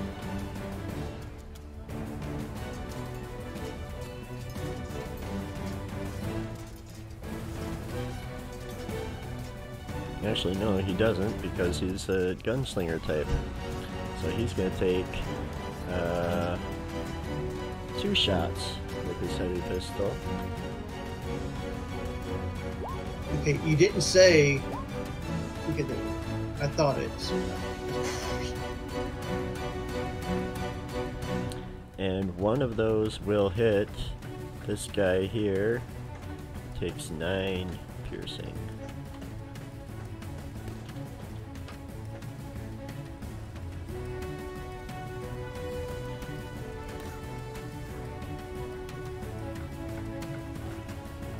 Maddie Karn. Drop dead Maddie. I didn't have to push the talk down, so you didn't hear that. She's going to... Nope, she's going to move and try to attack with her cutlass.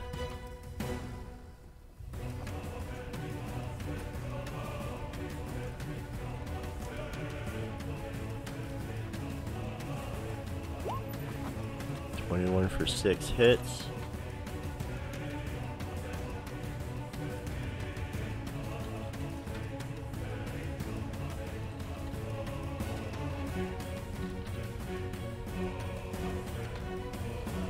And it's that pirate's turn. Tries to stab Maddie.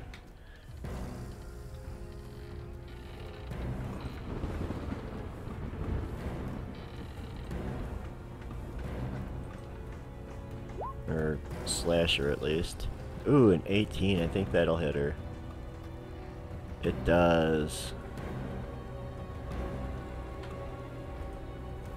For 3.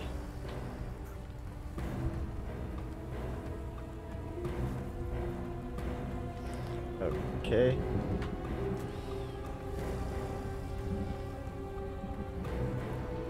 Next pirate is this one below deck. And he's gonna come up.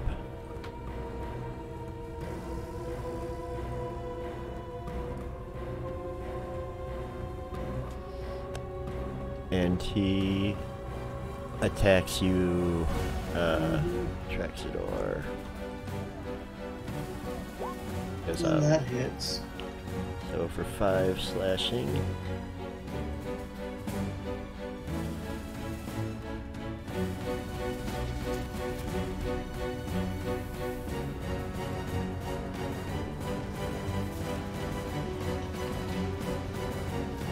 This one is going to shoot at his former ally.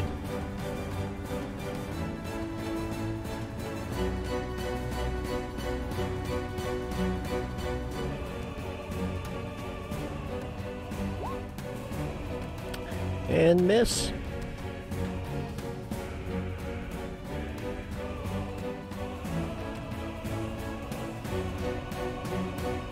How abrupt that stops. Alright, this one attacks his old buddy.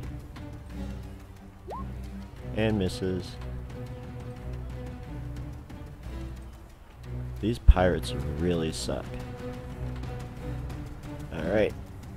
The gunfight just overhead continues. Ooh, that one actually hits for 5.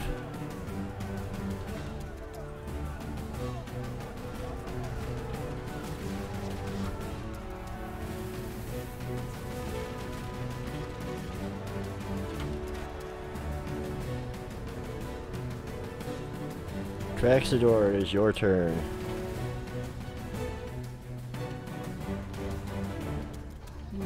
Since he was nice enough to come over this way, I'm going to be nice enough to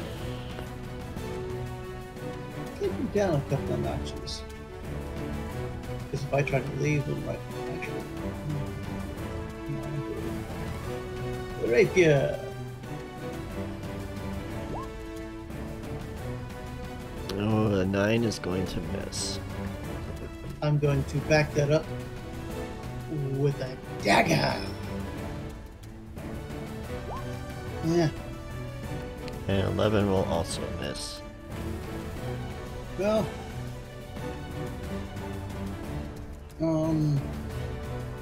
Yeah. That's it.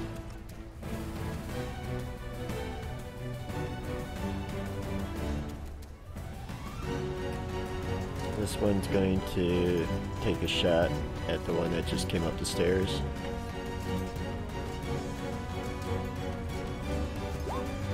Crit. Net 20 for 18 piercing damage on that one.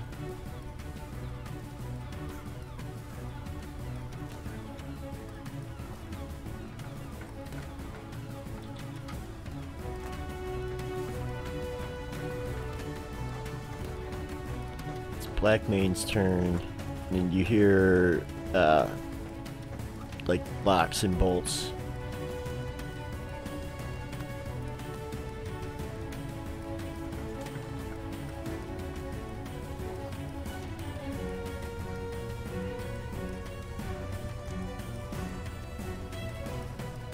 Real quick, how much potion is like what, 2d4 plus 4 or something?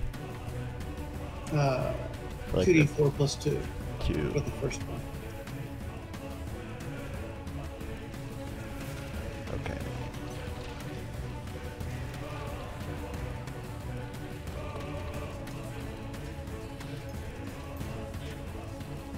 Alright, Fish Lips is gonna try, like, to force the door. This is not her strong point. I guess this would be athletics now. Nope, that's not gonna do it.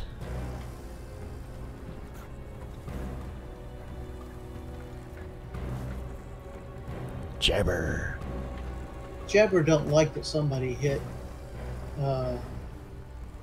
his friend, so he is going to bite this guy. And before I roll, cat rolls. Does a 15 hit? A 15, I believe it does. So Yes, 3 it points of bite does. damage. And that's on the one that just came up the stairs? Yes.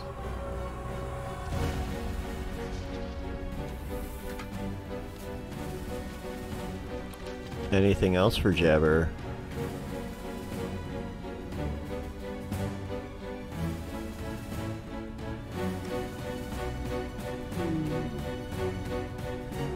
No, no. Alright. Taft is gonna take a couple shots at... Well, let's see if how the first one goes.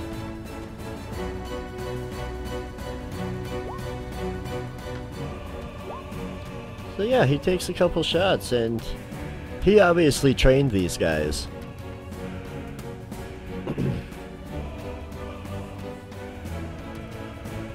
I should have said cat rules. Mm-hmm.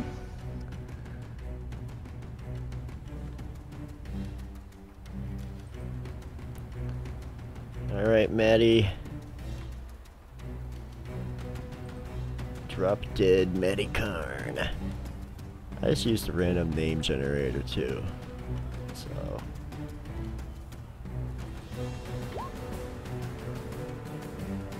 Ooh, 16 is gonna hit. And 4 is gonna kill him. I'll say that one can't be too much better for 5. Alright. One unloyal. Whatever. I don't know what to call him. And pirate turn. Yep, that would be his turn, so let's just take him out.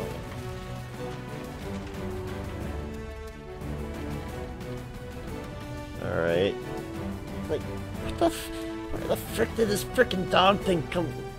And like, he like kicks Jabber.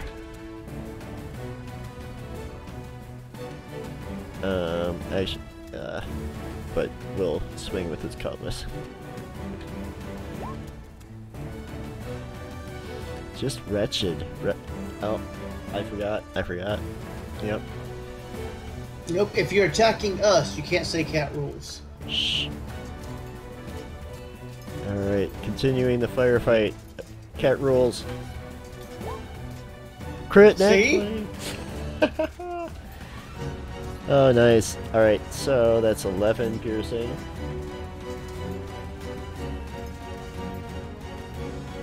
Ooh, first blood.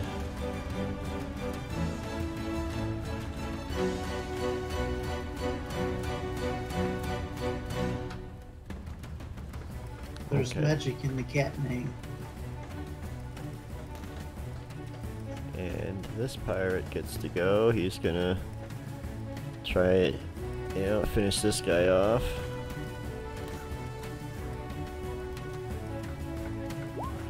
$19 for 6 is exactly his HP.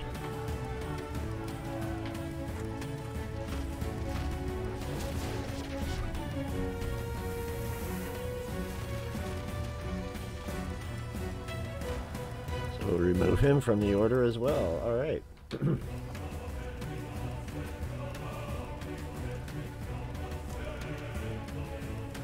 No, it's this one. Oh wait, that was...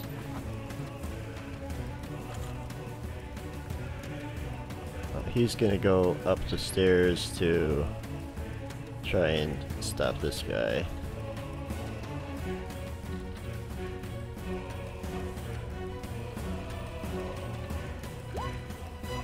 $16 will hit.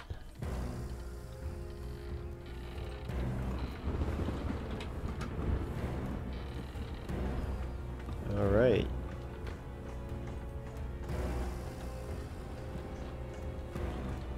Oh, he's like, what the heck? And he's got the gun. I think he'll have disadvantage shooting the gun. I have to double check the firefighting rules. But it's a 14 regardless, so he's gonna hit and deal 5 damage.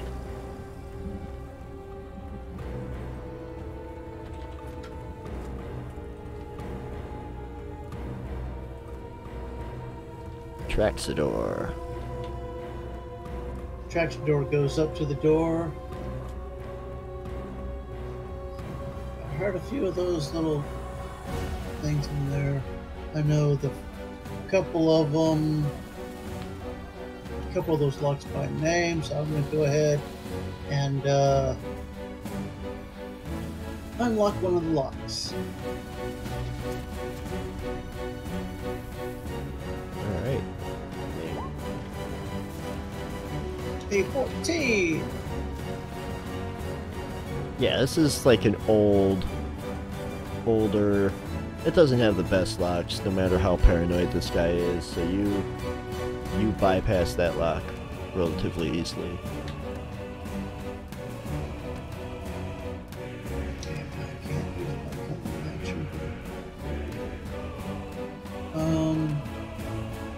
So I'm going to use my bonus action to hide.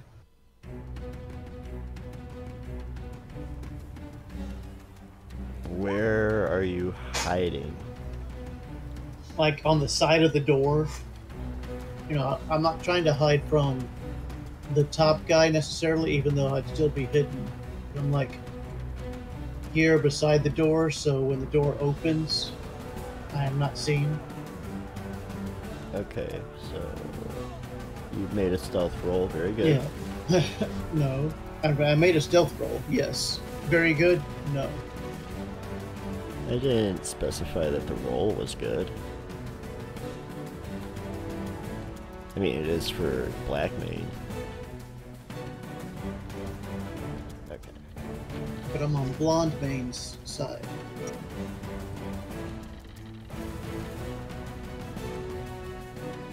So this one's gonna ready in action.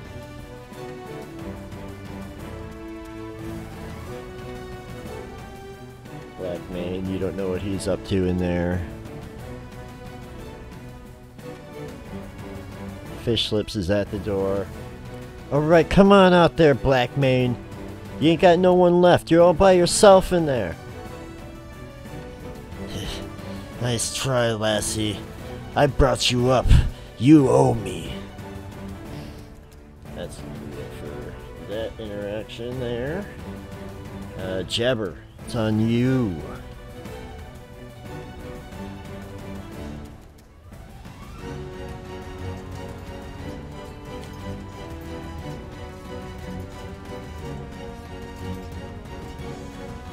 What's Jabber gonna do? And look at that guy.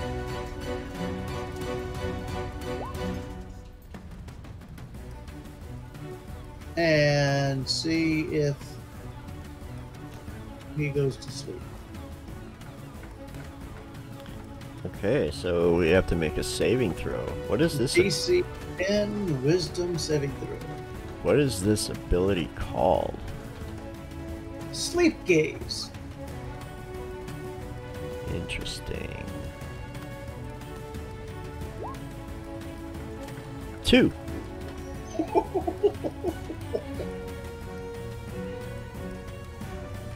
On a failed save, the target succumbs to a magical slumber, falling unconscious for 10 minutes, or until someone uses their action to shake the target awake. So yeah, almost immediately, this guy collapses. It almost looks like he faints, but he falls prone and begins snoring loudly.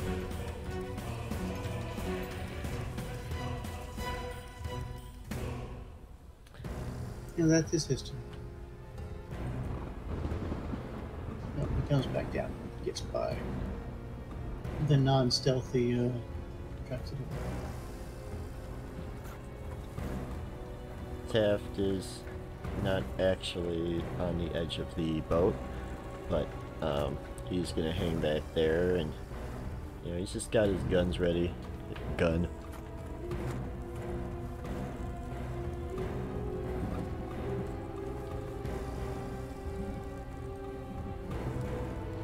Maddie comes around. That's about all she's got.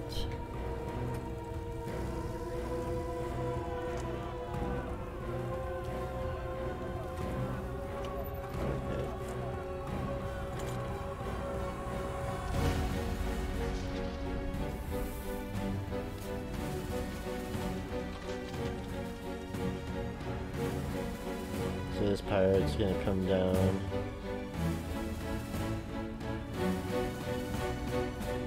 Gonna hang out with Subtle.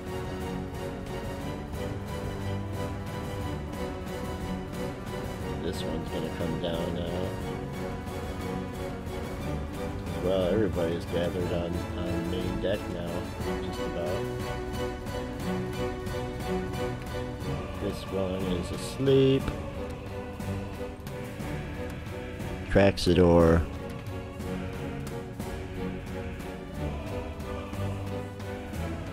Traxidor sits there thinking, cat is awesome. And thieves' tools again. To unlock another lock.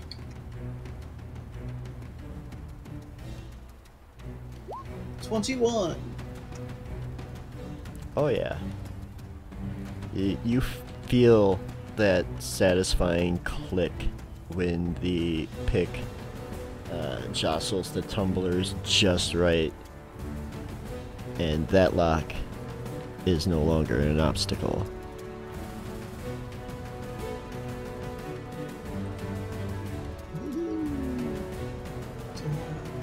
So basically the pirate's all just kind of hanging around.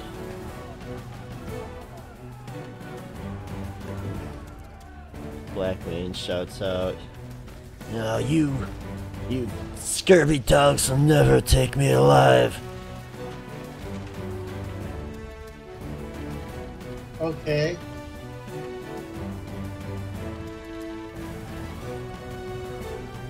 I mean, aye aye, Captain. Fish Lips is...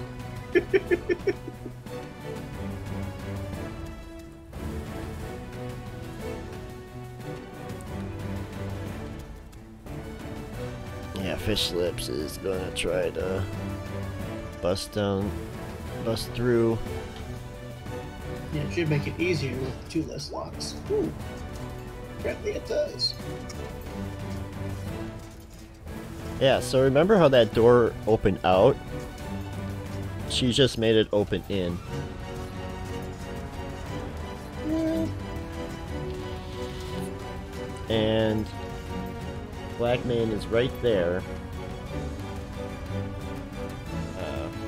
She would be about here in front of the door.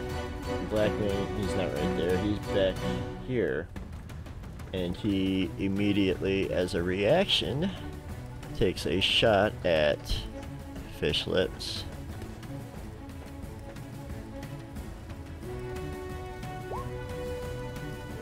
Ooh, 14. Hang on.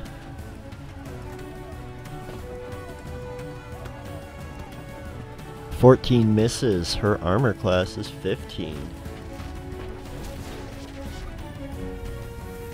And there's no reason he would have advantage on that, so... Yep, that's nothing. But then she is gonna rush in then with her cutlass. And fine. Have it your way. And she tries slashing. She gets to make 2 attacks.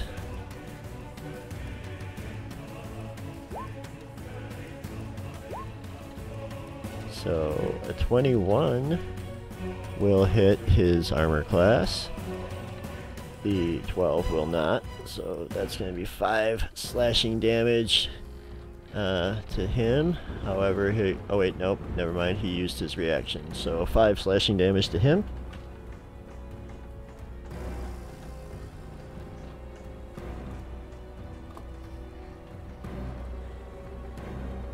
And it's Jabber's turn.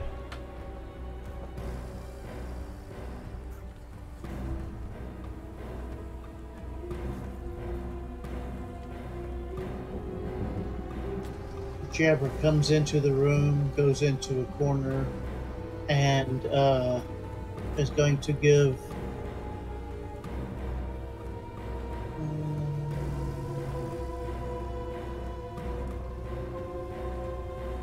the help option to the captain, to our captain, not to the old captain.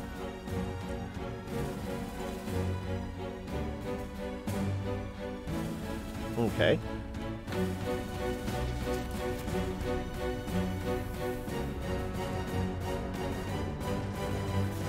Alright, then it goes to Taft.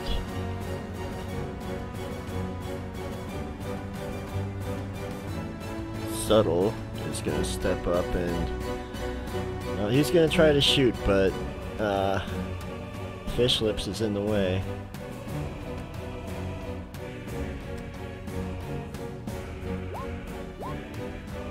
Man, even with the partial cover, I think that might hit. Yup, both bullets fly true, dealing a total of 18 piercing damage on that one.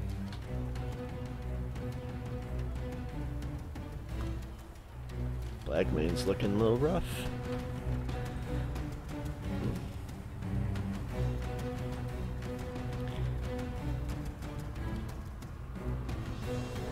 Maddie comes up, and she is actually, no, she doesn't need to come up. So from here, she is going to use that thing that I wanted to do before, the Song of Teamwork, on Captain Fish Lips, who gets a reactionary attack on Captain Blackmane. 17 is going to hit for 9 slashing damage. Plus 1d6. Part of the Song of Teamwork. Oh, yes. Oh, wait. Make a melee weapon attack. No, that's just to the attack roll. Oh, okay. So it's an extra d6 to hit. Gotcha. Which she doesn't even need.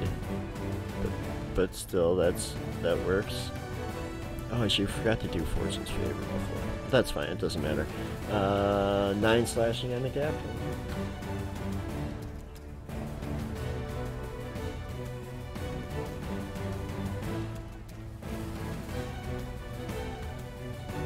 And the pirate. Yeah, he's feeling more confident now that Subtle is shooting and hitting stuff, so with the 16, but he would have the partial cover, which, so that won't do it.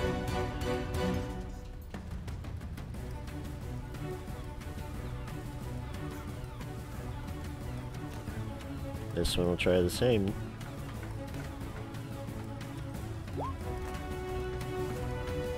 Partial cover is what, plus 2 to AC? Yeah, plus 2. Alright, so 18 hits for 7. Ooh.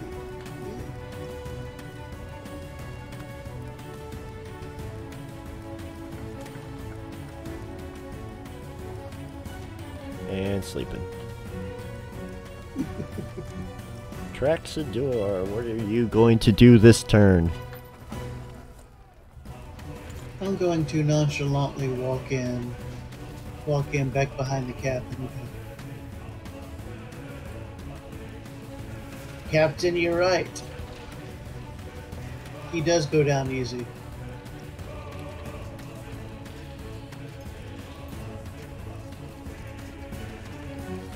Is that all you're doing? Oh, there we go. Nope.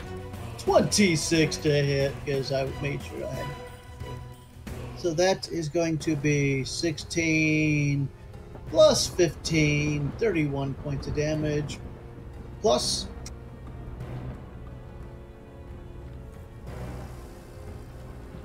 3.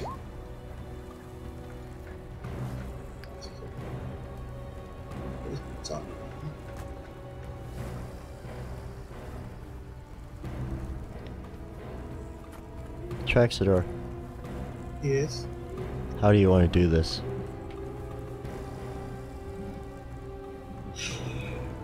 Yay!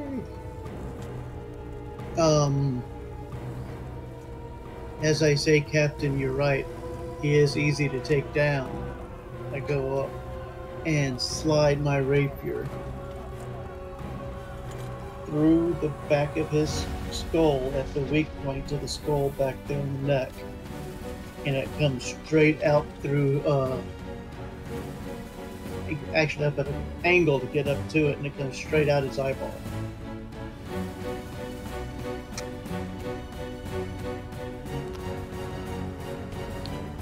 There's a sickening, like a gush as your blade plunges through this man's skull. And his whole body like seizes. There's like a twitch. And he slides down your rapier until the back of his head rests against your fist.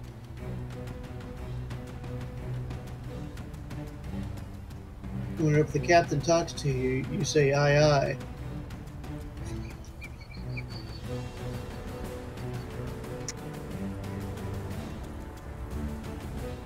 Well, I guess you can only say one eye now. But,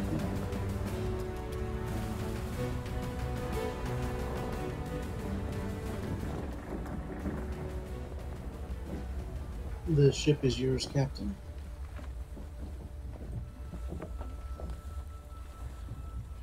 Fish lips, looks at you.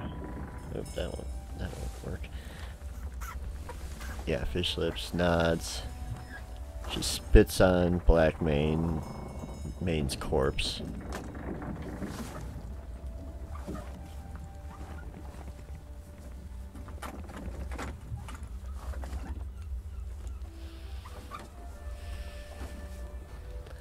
We have a few seconds to revive him if you'd rather have him alive. Nah, that's fine. He said he wasn't going down without a fight. Now the question is, what do we do about shithead up top?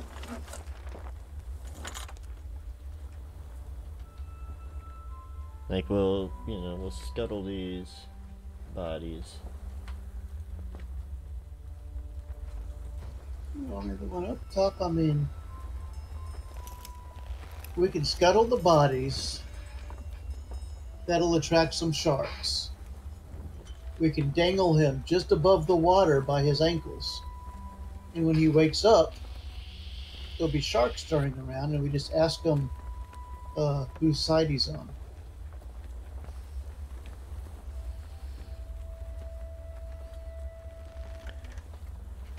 Yeah, it sounds good. I like that.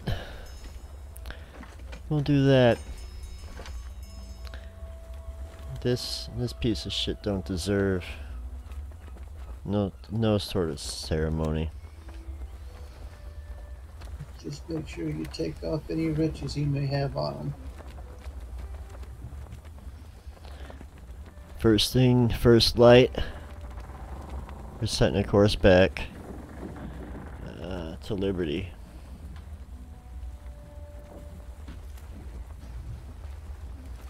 To get your son and the rest of our crew.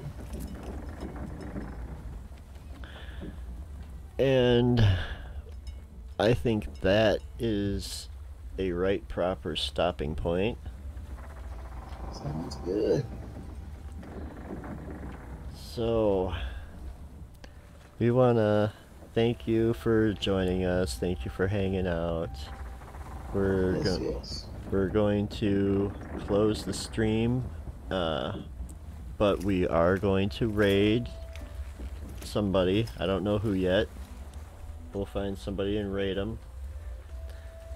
And yeah, so please hang out, and when we get to the raid, please say something. Don't just be quiet. Just say something like Defenders raid or DOTV raid or something along those lines.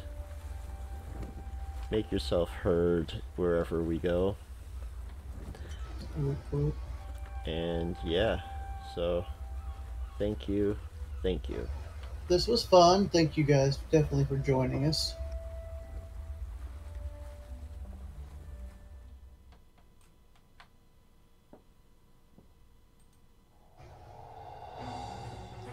Set sail again next week.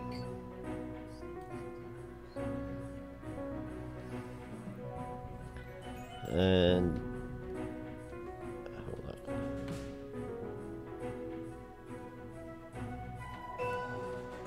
Yep, so like I said, we are gonna raid out. Thank you so much. And we love you.